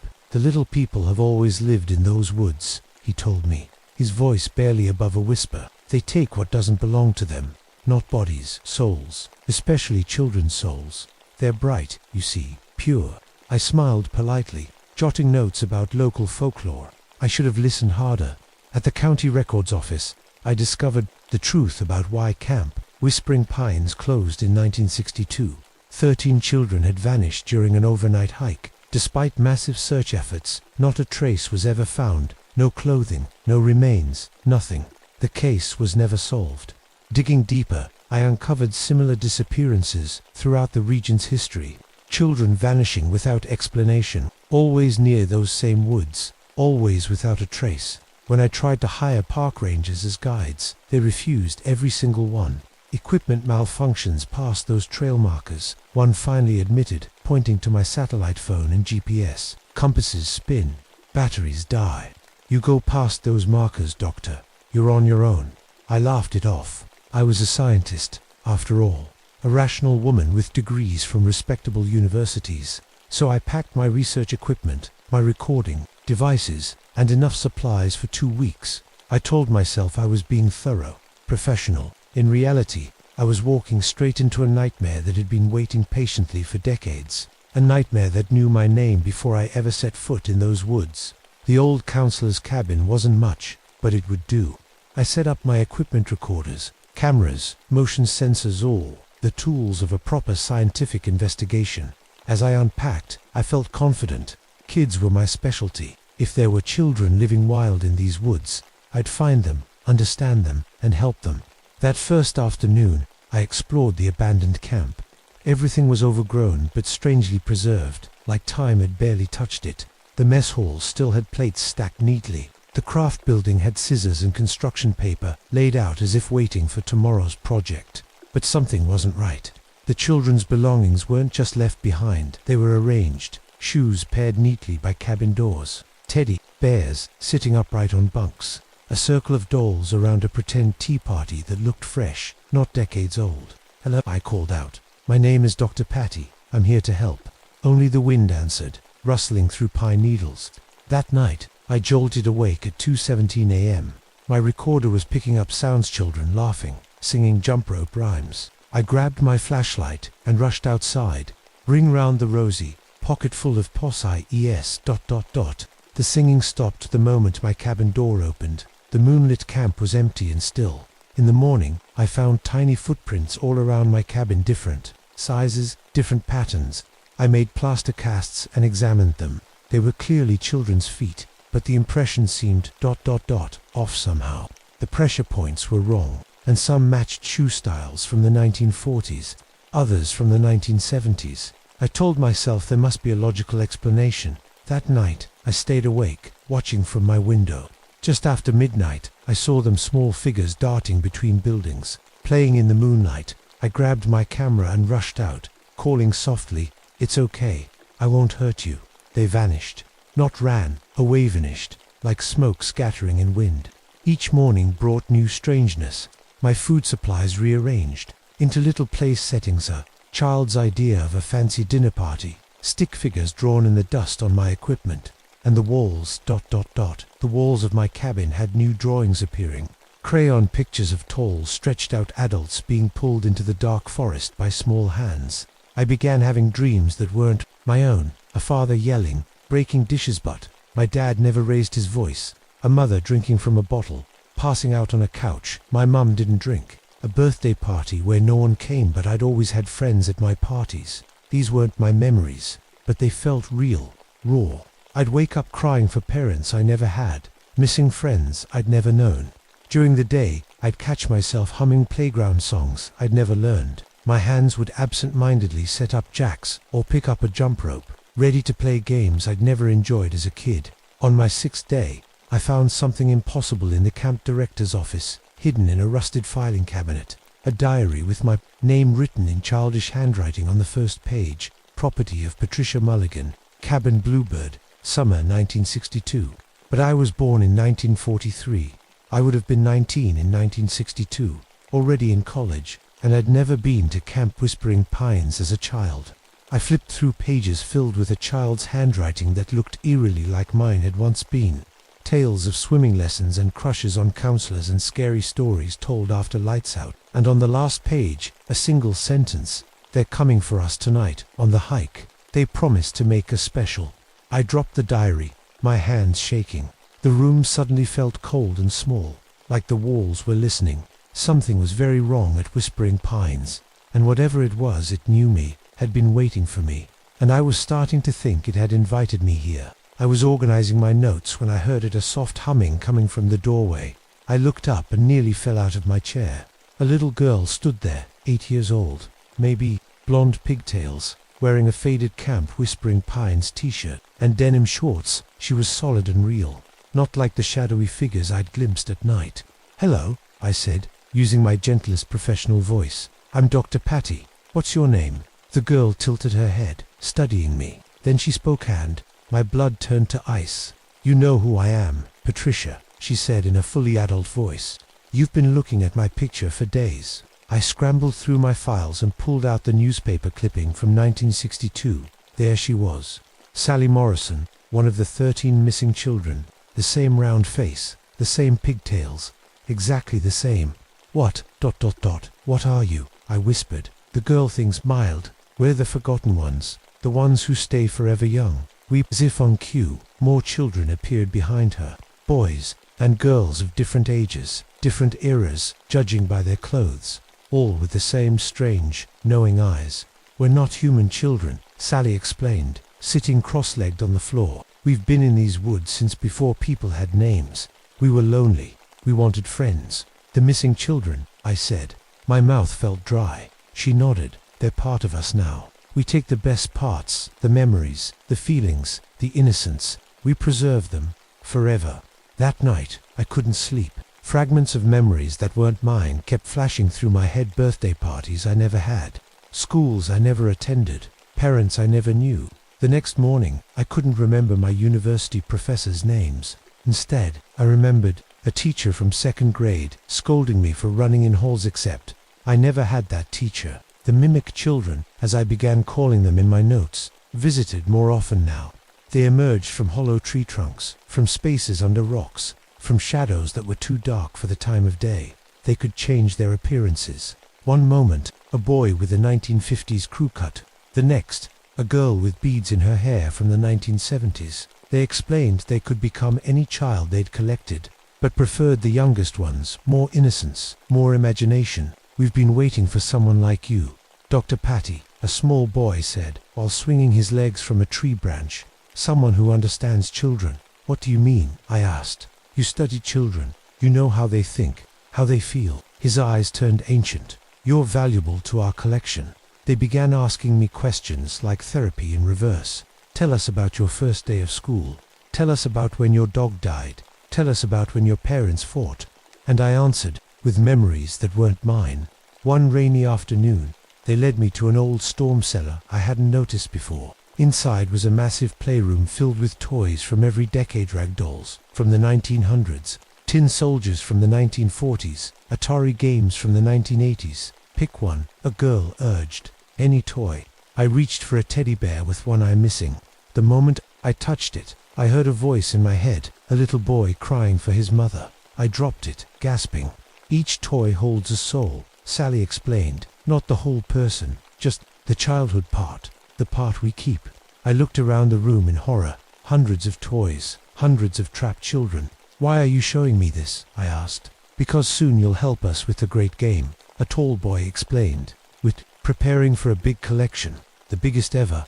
They told me they'd been doing this for centuries. Sometimes they replaced real children, infiltrating families. Some of these changelings grew up, had families of their own, spreading the mimics further. "There are more of us than you think," Sally whispered. "In schools, in homes, waiting." My head hurt constantly now. My adult memories, my degrees, my research, my apartment in Boston all felt fuzzy and distant. Instead, I remembered skinned knees and first kisses, and the taste of birthday cake from parties I never attended. I began losing time. I'd find myself in the middle of playing hopscotch or making daisy chains, with no memory of how I got there. My voice started changing higher, more childlike. "What's happening to me?" I asked Sally one evening. She smiled. "You're becoming like us, a collector, a preserver of childhood." I looked at my reflection in a window. For just a moment, I thought I saw not my 38-year-old face, but a young girl with my eyes looking back at me. And the worst part of me liked it. I woke up one morning and couldn't remember my mother's phone number. I'd called her every Sunday for 15 years, but the digits were just ... gone instead. I remembered a jump rope rhyme I'd never learned, and exactly how to play a game called Bloody Mary in a dark bathroom. I was losing myself. The real Patty Mulligan was fading, and something else was taking her place. That day, I found a notebook I didn't remember writing in. The handwriting was mine, my adult handwriting, but messy, desperate. "Find the way out," it said. "Remember who you are." I stared at those words, trying to feel something. Professional concern, scientific curiosity, adult fear. Instead, I felt a child's simple worry, like being scared of the dark. That night, the mimic children gathered around me in a circle. "We have a secret," Sally whispered. "The only way to escape us is to be more childlike than we are." A boy with a cowlick nodded. "We can mimic innocence, but we can't feel it." "Not really. Why are you telling me this?" I asked, my voice sounding younger even to my own ears. "Because no adult has ever managed it," Sally said with a cold smile. "They're too far gone. Grown up." I looked down at my hands. Were they smaller? I couldn't tell anymore. "Your body is changing," another child said, reading my thoughts. "Going backward. Soon you'll be just like us." That night, I dreamed of the first day of kindergarten. The smell of crayons, the fear of being away from Mum. But whose memory was it? Mine, Sally's, some other lost child's. When I woke, my clothes felt baggy. My face in the mirror looked softer, younger. The mimic children were delighted. "You're special," they told me. "You can help us with the great game. You understand children better than anyone." They offered me a terrible choice. Join them willingly as a collector of children's souls, or lose myself completely to their collection. "Think about it," Sally said.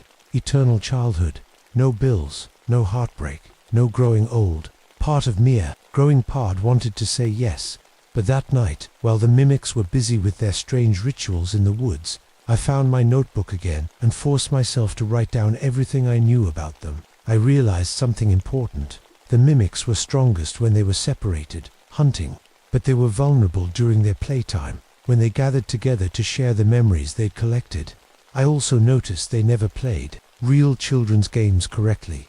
They mimicked the actions, but missed the feelings behind them, the simple joy, the pure wonder. That was their weakness. I began searching the camp, looking for something, though I wasn't sure what. My adult mind was fading fast. I had to act now.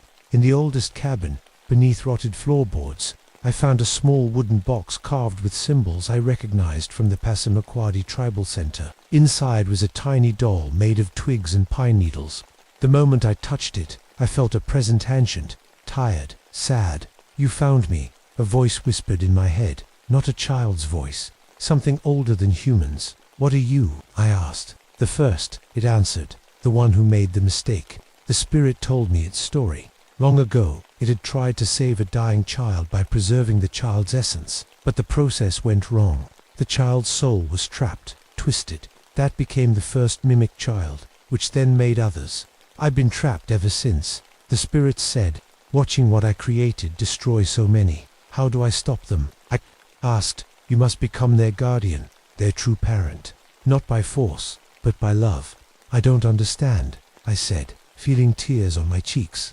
"The mimics collect childhood because they can never have it.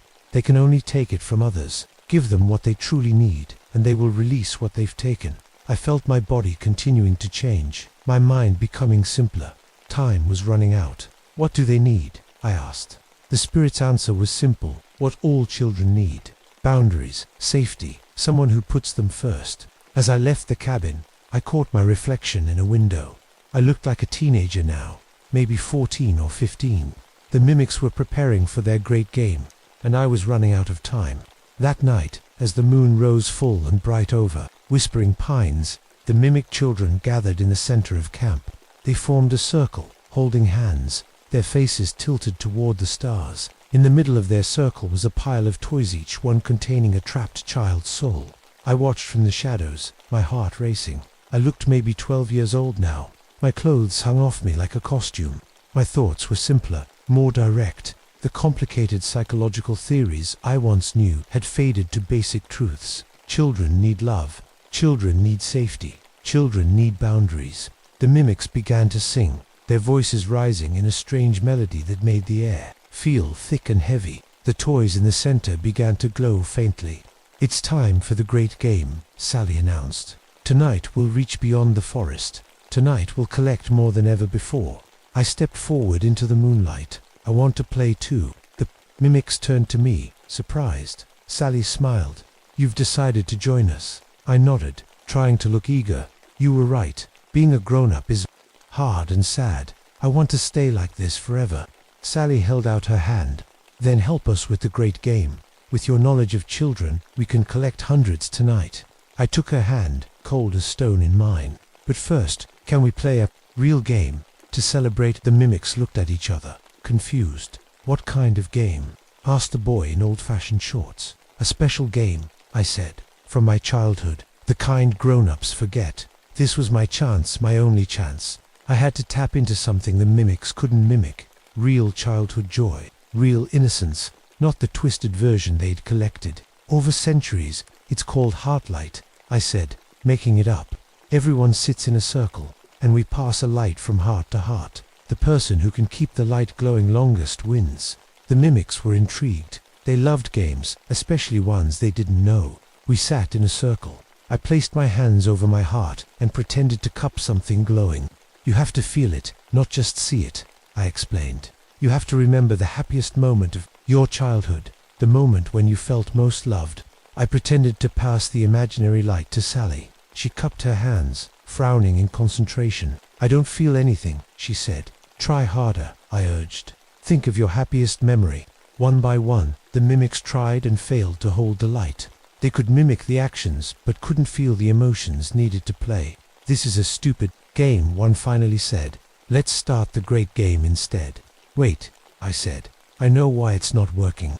You've never had real happy childhood memories. You've only stolen them from others. Their faces darkened with anger. I can help you, I continued quickly. I can show you what real childhood feels like. Not just the memories, but the feelings. How? Sally demanded.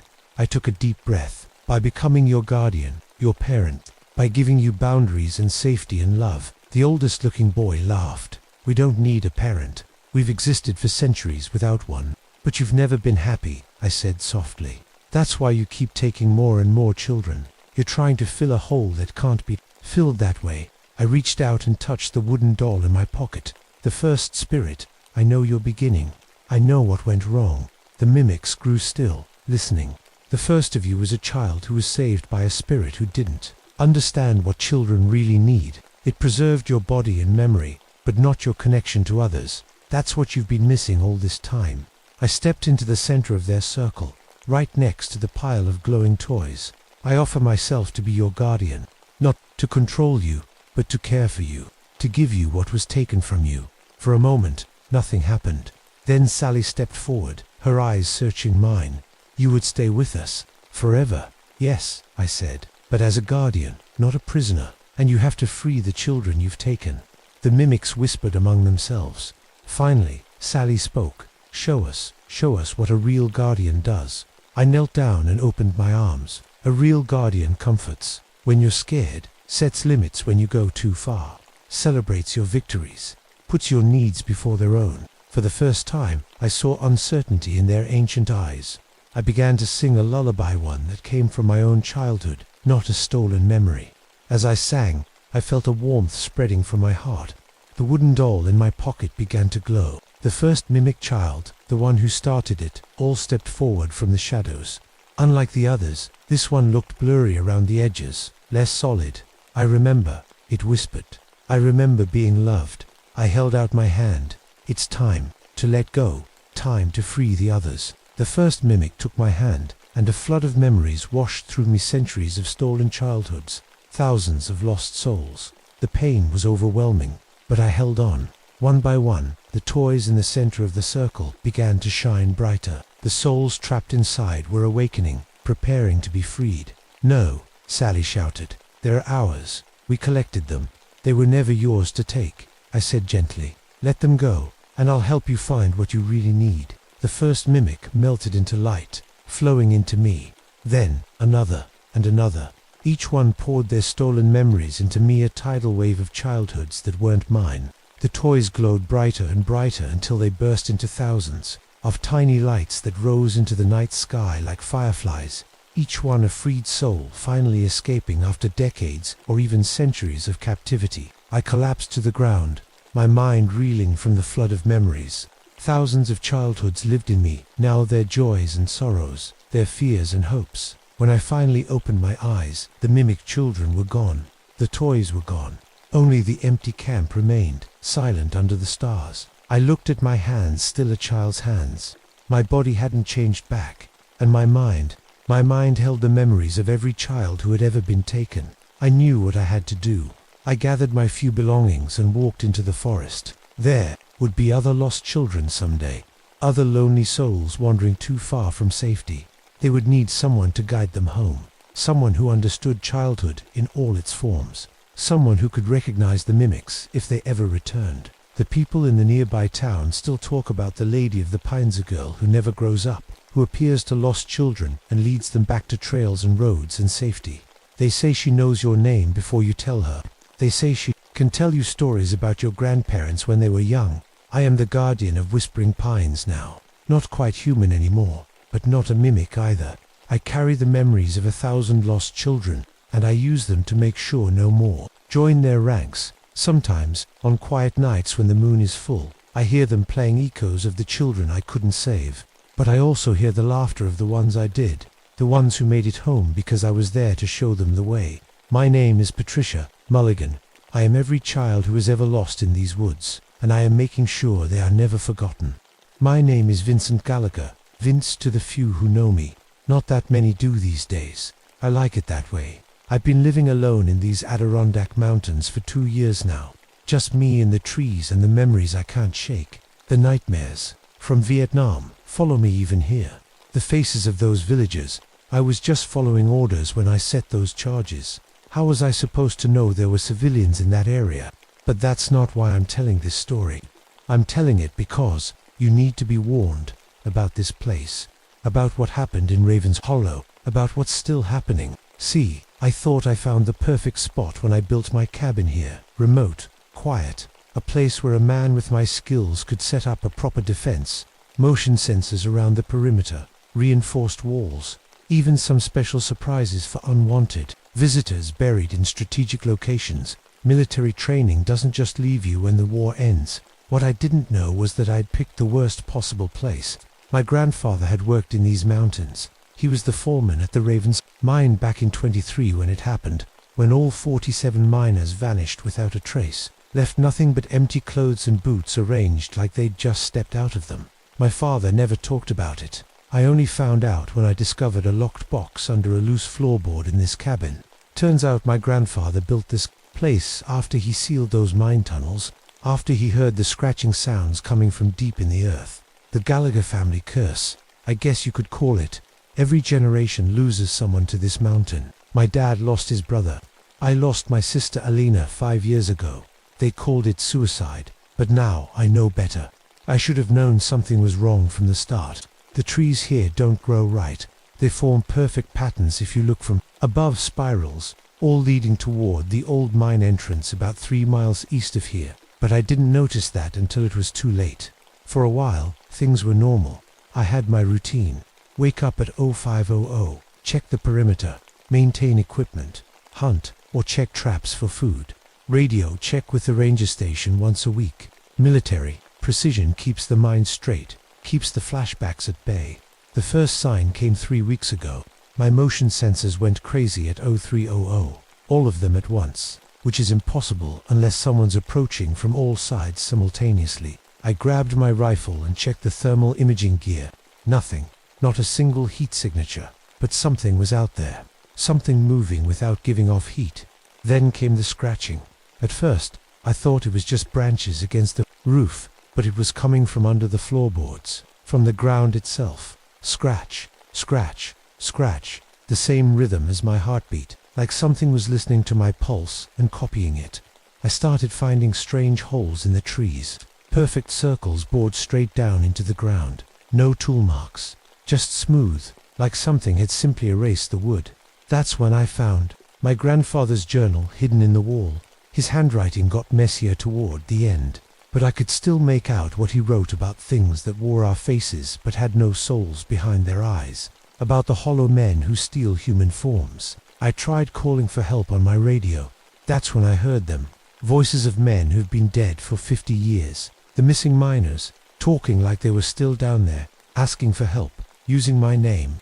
Last night, I saw it for the first time, standing at the edge of the clearing, watching me through my own eyes. It had my face, but wrong somehow. When I fired at it, the bullets went right through. It just smiled with my mouth and turned to smoke. This morning, the ranger station radioed back about my distress call, said they were sending help. But it was my voice answering me through the radio. My voice, coming from people who couldn't possibly be me. I'm writing this down now because I don't know how much longer I'll be ... myself. Whatever's out there, it's not just coming for me, it's already here. And I think it's been here for a very long time. I don't trust my own eyes anymore. This morning, I found photos scattered on my kitchen table. Photos of me in places I've never been. There I was, smiling with people I've never met, standing in front of buildings I've never seen. In one picture, I'm shaking hands with the mayor of some town. In another, I'm fishing on a boat I don't own. But the strangest part, I remember taking these photos now. I remember that fishing trip with my buddy Steve last summer. Except I don't have a buddy named Steve. I've never been fishing on a lake. These memories aren't mine, but they're in my head, clear as day. Last night, I dreamed about hurting hikers who wandered too close to my property. I woke up with dirt under my fingernails and mud on my boots by the door. I don't remember going. Outside, I look in the mirror and see a ghost. My cheeks are sunken in. My skin is pale and dry like paper. But my reflection, it looks healthy, tanned, strong, like it's stealing my health right through the glass. Yesterday, Ranger Hayes showed up to check on me. Said the station hadn't heard from me in weeks, which isn't true. I radio in every Monday, like clockwork. Something felt off about him. His eyes were flat, like a doll's. He smiled too wide. Talked about things a stranger shouldn't know about me. I heard about what happened in Nome. Vince, he said, though I've never told anyone here about that. Those villagers, those children, must be hard to live with. I offered him coffee, turned my back to grab mugs. When I looked again, his smile had stretched too wide across his face. His skin moved wrong, like it was a suit someone was wearing that didn't quite fit. I told him I was fine and he should go. As he walked back to his jeep, I watched through my scope. He walked straight into the trees, not toward the road. I followed his tracks later. They stopped suddenly, like he'd vanished into thin air. This morning, I found Ranger Hayes again. What was left of him? A dry, empty husk, hidden in a hollow tree. Like someone had sucked everything out of him but his skin. The radio keeps picking up voices. Sometimes it's Hayes now, telling me he's coming back. Sometimes it's my sister Alina, who died 5 years ago. Sometimes it's me, telling myself to open the door, to come outside, to stop fighting what's happening.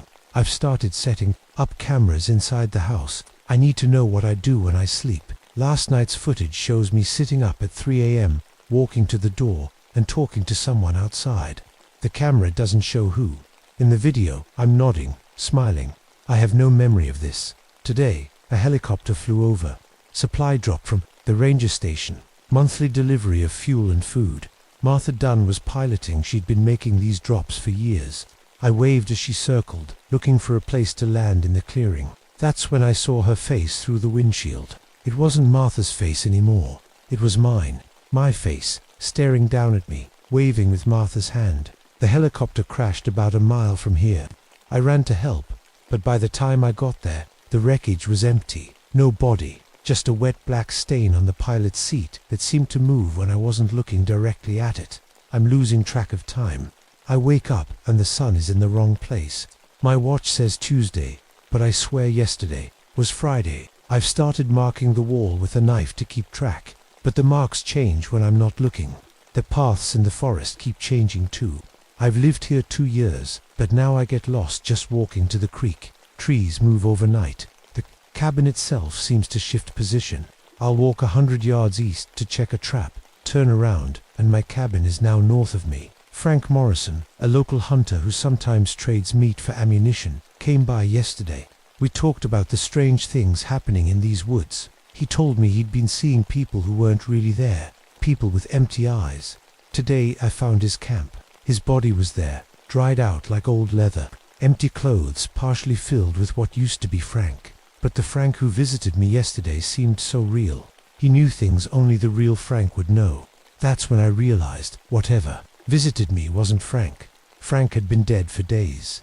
These things, these hollow men, they don't just take your shape, they take your memories, your mannerisms, everything that makes you who you are. The worst part came this afternoon. I was checking my supplies when I heard a noise outside. I looked out the window and saw myself, standing at the edge of the clearing, watching the cabin. Then another me stepped out of the trees, and another 3 versions of me, all slightly different, all claiming to be the real Vincent Gallagher. I'm barricaded inside now. I've pushed furniture against the doors and windows. I found a notebook hidden under my mattress tonight. It's my handwriting, but I don't remember writing in it. It has detailed maps of hiking trails, with X marks and dates, locations of bodies, plans for more. God help me, what have I done? What am I becoming? A search and rescue team arrived this evening. 5 people, calling my name.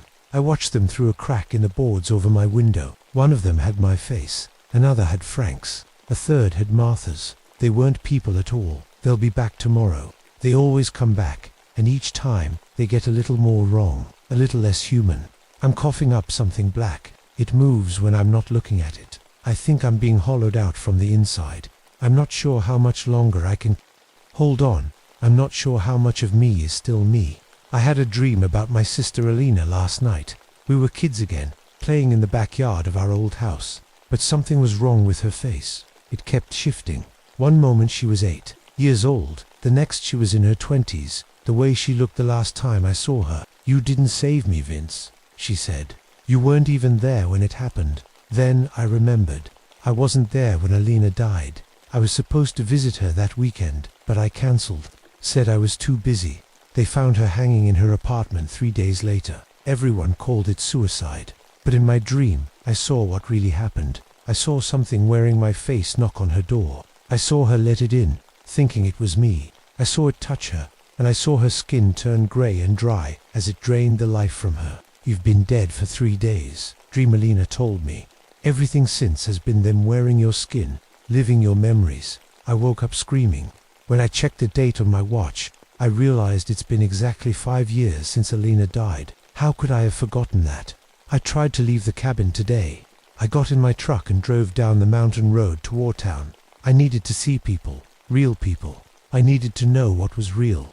But the road kept bringing me back to the cabin. I'd drive for an hour, turn a bend, and suddenly I'd be pulling up to my own front door again. Like the mountain wouldn't let me leave.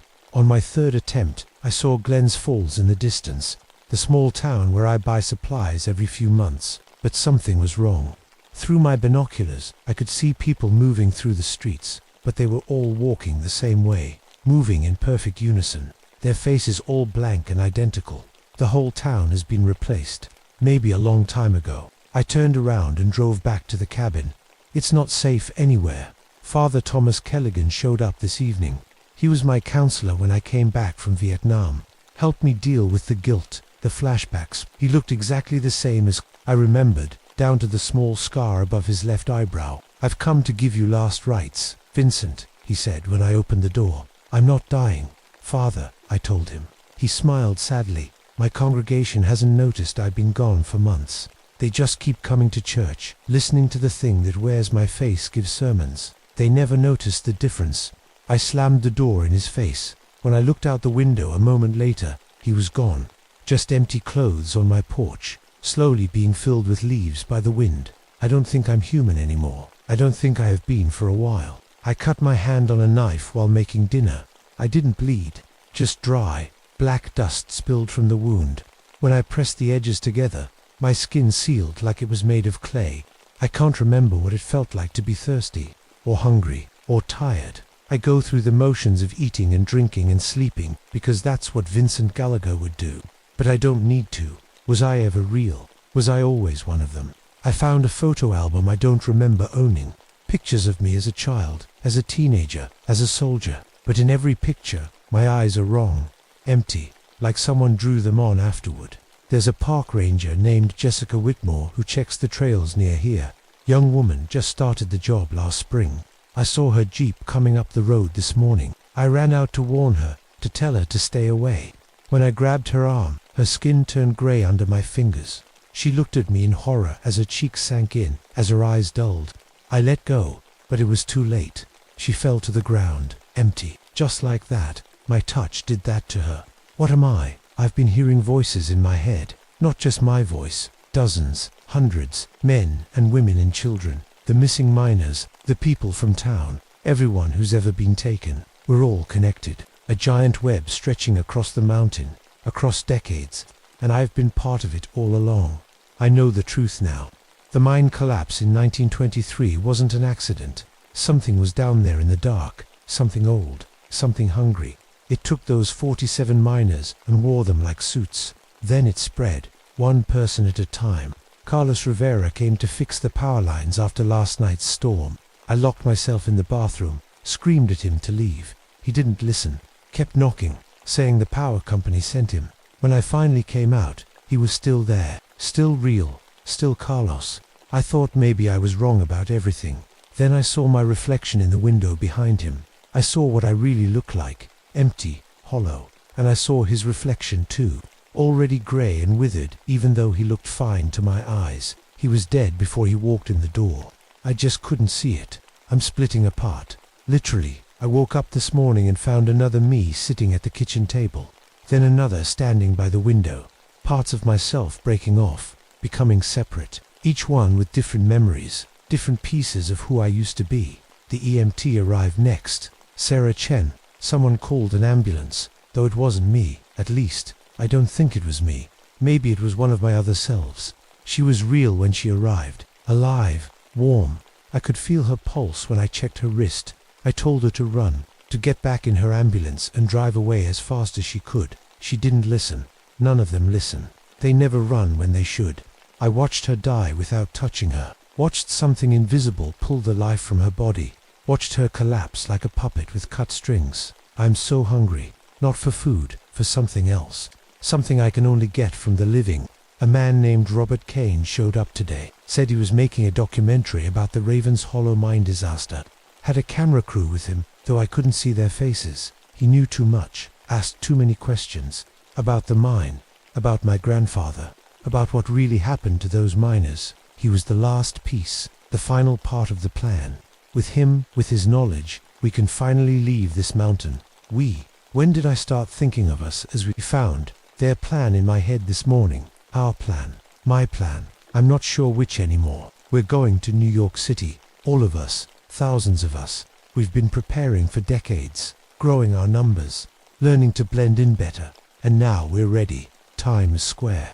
New Year's Eve, 1 million people packed together, touching, breathing the same air, sharing the same space, a feast like no other.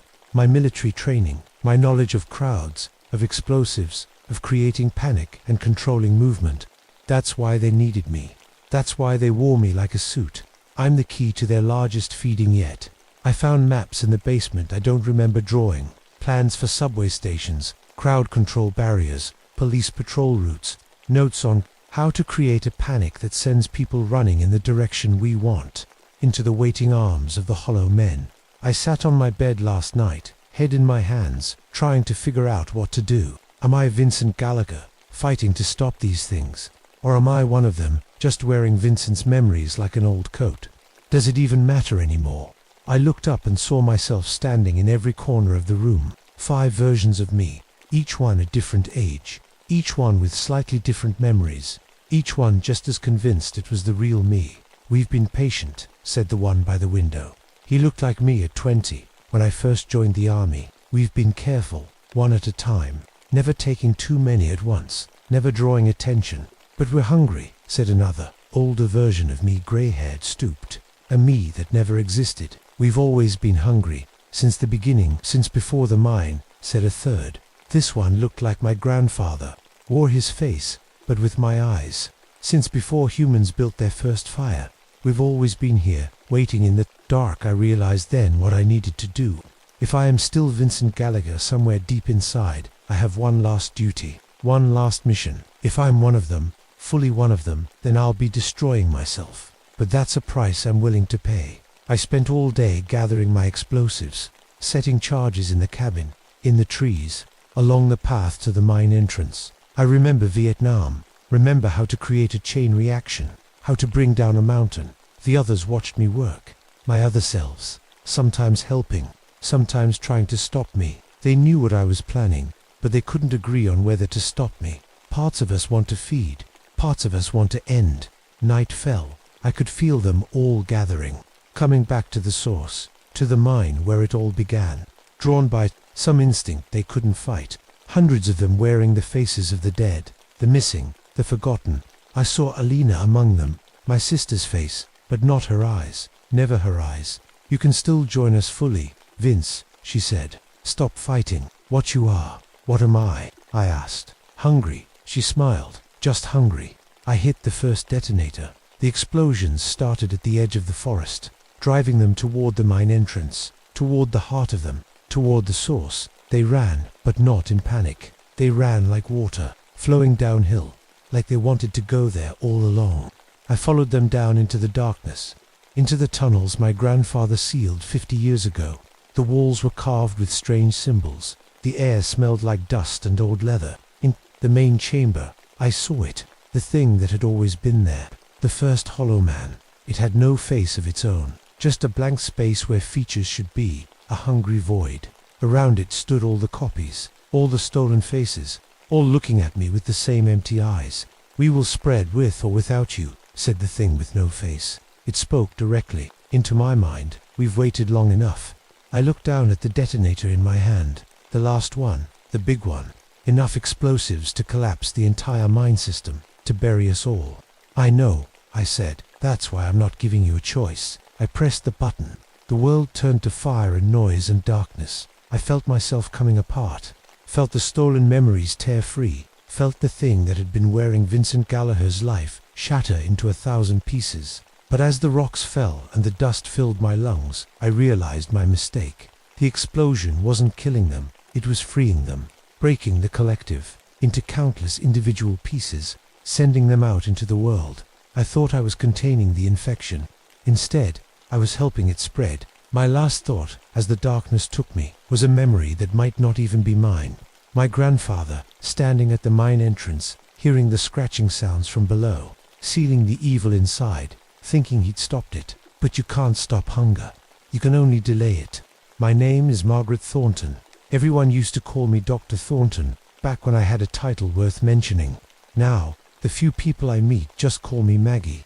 It's been 6 months since I left my old life behind and moved to this forgotten corner of the Olympic Peninsula. The rain falls almost every day here, washing away the thin layer of soil to reveal what's underneath. And what's underneath is bones. So many bones. They rise to the surface like they're trying to tell me something.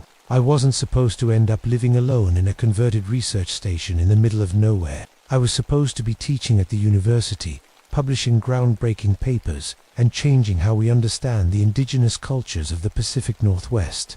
Instead, I'm a fraud, a disgrace, a cautionary tale they probably tell graduate students don't end up like Dr. Thornton, they must say. She claimed the Maca tribe had cannibalistic rituals. She fabricated evidence. She let her obsession cloud her judgment. But I didn't fabricate anything. I found real evidence. And now I'm going to prove it. My little station isn't much, but it has everything I need.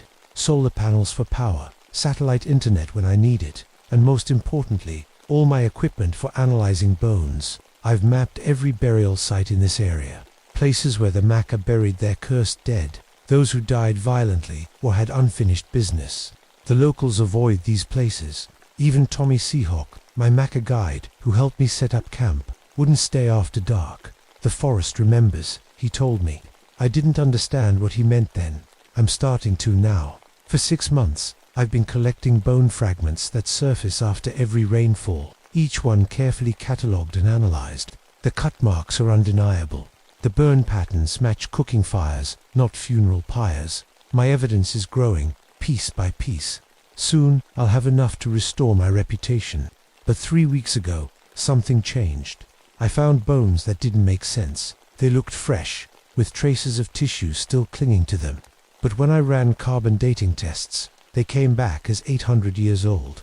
How could bones appear so fresh after centuries? I ran the tests again. Same results.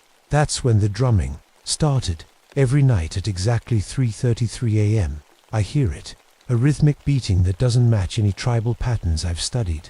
It comes from everywhere and nowhere. surrounding the station, pulling me toward the center of the forest. I've tried recording it, but my equipment only picks up static. Sometimes, in that static, I see shapes, figures moving between the trees. I tell myself it's just my eyes playing tricks, the isolation getting to me. Yesterday, I found something impossible. Human bones arranged in perfect spirals around 7 different trees, too precise to be natural. But when I examined them under a microscope, there were no tool marks, nothing to indicate how they were placed there. And then there's the skeleton. I found it buried under a nurse log, complete from skull to phalanges. I laid it out on my examination table, each bone in its proper place. I turned away to get my camera. When I turned back, it had moved. The entire skeleton had rotated, now facing toward the center of the forest. I told myself I was mistaken, that I had laid it out that way without realizing, but I know I didn't. I tried to take photos, but every image came out distorted, and in the static between frames, I saw something. Figures moving around my station, watching me. Tommy is coming tomorrow to bring supplies. I'll ask him about these strange findings. Maybe there's something about this place he hasn't told me. Something about why the Maca consider this ground cursed, because the plants here grow wrong. They twist into shapes that look like rib cages and spines. And sometimes, when I'm half asleep, I swear I can hear the bones whispering my name. They've been waiting for me, and I'm starting to think I was meant to find them. Tommy never made it with the supplies. I found his backpack on the trail, but no sign of him. That was 3 days ago. I've called for help on the satellite phone, but the storms have knocked out the signal. I'm on my own out here. I can't sleep anymore. The drumming keeps getting louder each night. Yesterday, I finally worked up the courage to follow the sound. What I found makes me wish I hadn't. There's a clearing about a mile from my station that isn't on any of my maps. In the center sits a rock with markings carved into it. Ancient symbols I don't recognize except for one thing. My name. Margaret Thornton spelled out in English, carved into a rock that looks hundreds of years old. How is that possible? I ran my fingers over the letters. They weren't new. The weathering matched the rest of the carvings, like someone knew I would come here, centuries before I was born. I rushed back to my station and pulled out all my research on Maca burial practices. That's when I found it, a reference to special burial sites for those who committed the worst crimes. Cannibals and murderers weren't just buried. They were trapped. The Maca believed their spirits would try to return and make others continue their crimes. Last night, I saw them. I was organizing my bone samples when something moved at the edge of my vision. Skeletal figures, slipping between the trees. When I turned to look directly, they vanished, but I could still see them from the corner of my eye, watching, waiting. This morning, I woke to find my bone samples rearranged on the table. They formed words. Leave now. I started packing immediately, but as I was gathering my research notes, I made a horrifying discovery. According to my topographical surveys, my research station sits directly on top of what was once a mass grave. 23 Bordees, all cannibals. The ground beneath me holds their bones, and I think they're waking up. I need to leave, but something keeps pulling me back. A hunger for answers. A need to understand. I've spent my whole career searching for evidence like this. How can I walk away now? My dreams have changed too. I see myself running through the forest, hunting, catching, eating. The dreams feel more real than my waking life, like memories, rather than nightmares. This morning, I found blood under my fingernails, raw meat between my teeth. I don't remember eating anything last night. Kevin arrived today, my former graduate student. He says the department sent him to check on me after Tommy's family reported him missing. Kevin looks worried about me, says I've lost weight, that my eyes look different. I don't trust myself around him. There are gaps in my memory, hours missing from yesterday and the day before. But my research journal has new entries written in my handwriting, describing things I don't remember doing. Things about Kevin, how he would taste, which parts to eat first. I've locked myself in the bathroom while he sleeps. I need to warn him to leave, but part of me doesn't want him to go. Part of me is so hungry. The drumming has started again. It's not 3:33 yet. The rhythm is faster tonight, excited, like a heartbeat. Something is scratching at the bathroom door. I think it's my own hands. Kevin is gone. I found pieces of him this morning, scattered around the camp, his bones picked clean. I know I did it, even though I don't remember. His blood is still under my fingernails. I tried to radio for help, but all I got was static. In that static, I heard voices. 23 voices, speaking as one. They've been here all along, waiting for someone like me to come. Someone connected to this place. The park ranger came yesterday. Lisa Chang. She was looking for Kevin and Tommy. I smiled and invited her in for coffee. My hands shook as I poured her cup. I wanted to scream at her to run, to get as far away from me as possible, but my mouth wouldn't form the words. I watched myself move around the cabin, acting normal while something else controlled my body. Lisa didn't notice how my teeth kept getting sharper, how my eyes never blinked. She's gone now too. I think I've been here longer than 6 months. My journal dates don't match up. There are entries from weeks I don't remember living. It's like I keep waking up to find more time has passed. More people have disappeared. The forest floor has changed. Bones stick up from the ground like knives, forming paths I have to follow. They all lead to the center of the forest, to the mass grave where the 23 are buried. I tried to leave yesterday, packed everything and started hiking toward the ranger station. But the paths kept turning me around, leading me back. After hours of walking, I ended up right where I started. The forest won't let me go. Today, a helicopter flew overhead. I waved and screamed for help. The pilot saw me and circled back. Jake, his name was Jake. He landed in the clearing near my station. I killed him before he could turn off the engine. My body moved so fast, with strength I didn't know I had. I've been eating him all day. I can't stop myself. My teeth fell out. This morning, new ones grew in by afternoon, sharp, made for tearing flesh. My fingernails have hardened into claws. When I look in the mirror, I don't recognize my face anymore. My eyes are different, older, like they've seen centuries of hunger. I can see through other eyes now. I remember kills from hundreds of years ago. I remember the taste of sailors, of settlers, of lost hikers. 23 lifetimes of memories that aren't mine, but feel like they are. A search party came looking for the helicopter. 5 people led by a man named Robert Hayes. They had guns and radios. I should have been afraid, but I wasn't. I watched them from the trees, learning their patterns. For 3 days, I hunted them one by one. I saved Hayes for last. He knew what was happening by then. He fired his gun at me, but I moved too fast. As I ate him, I could taste his fear. It made the meat sweeter.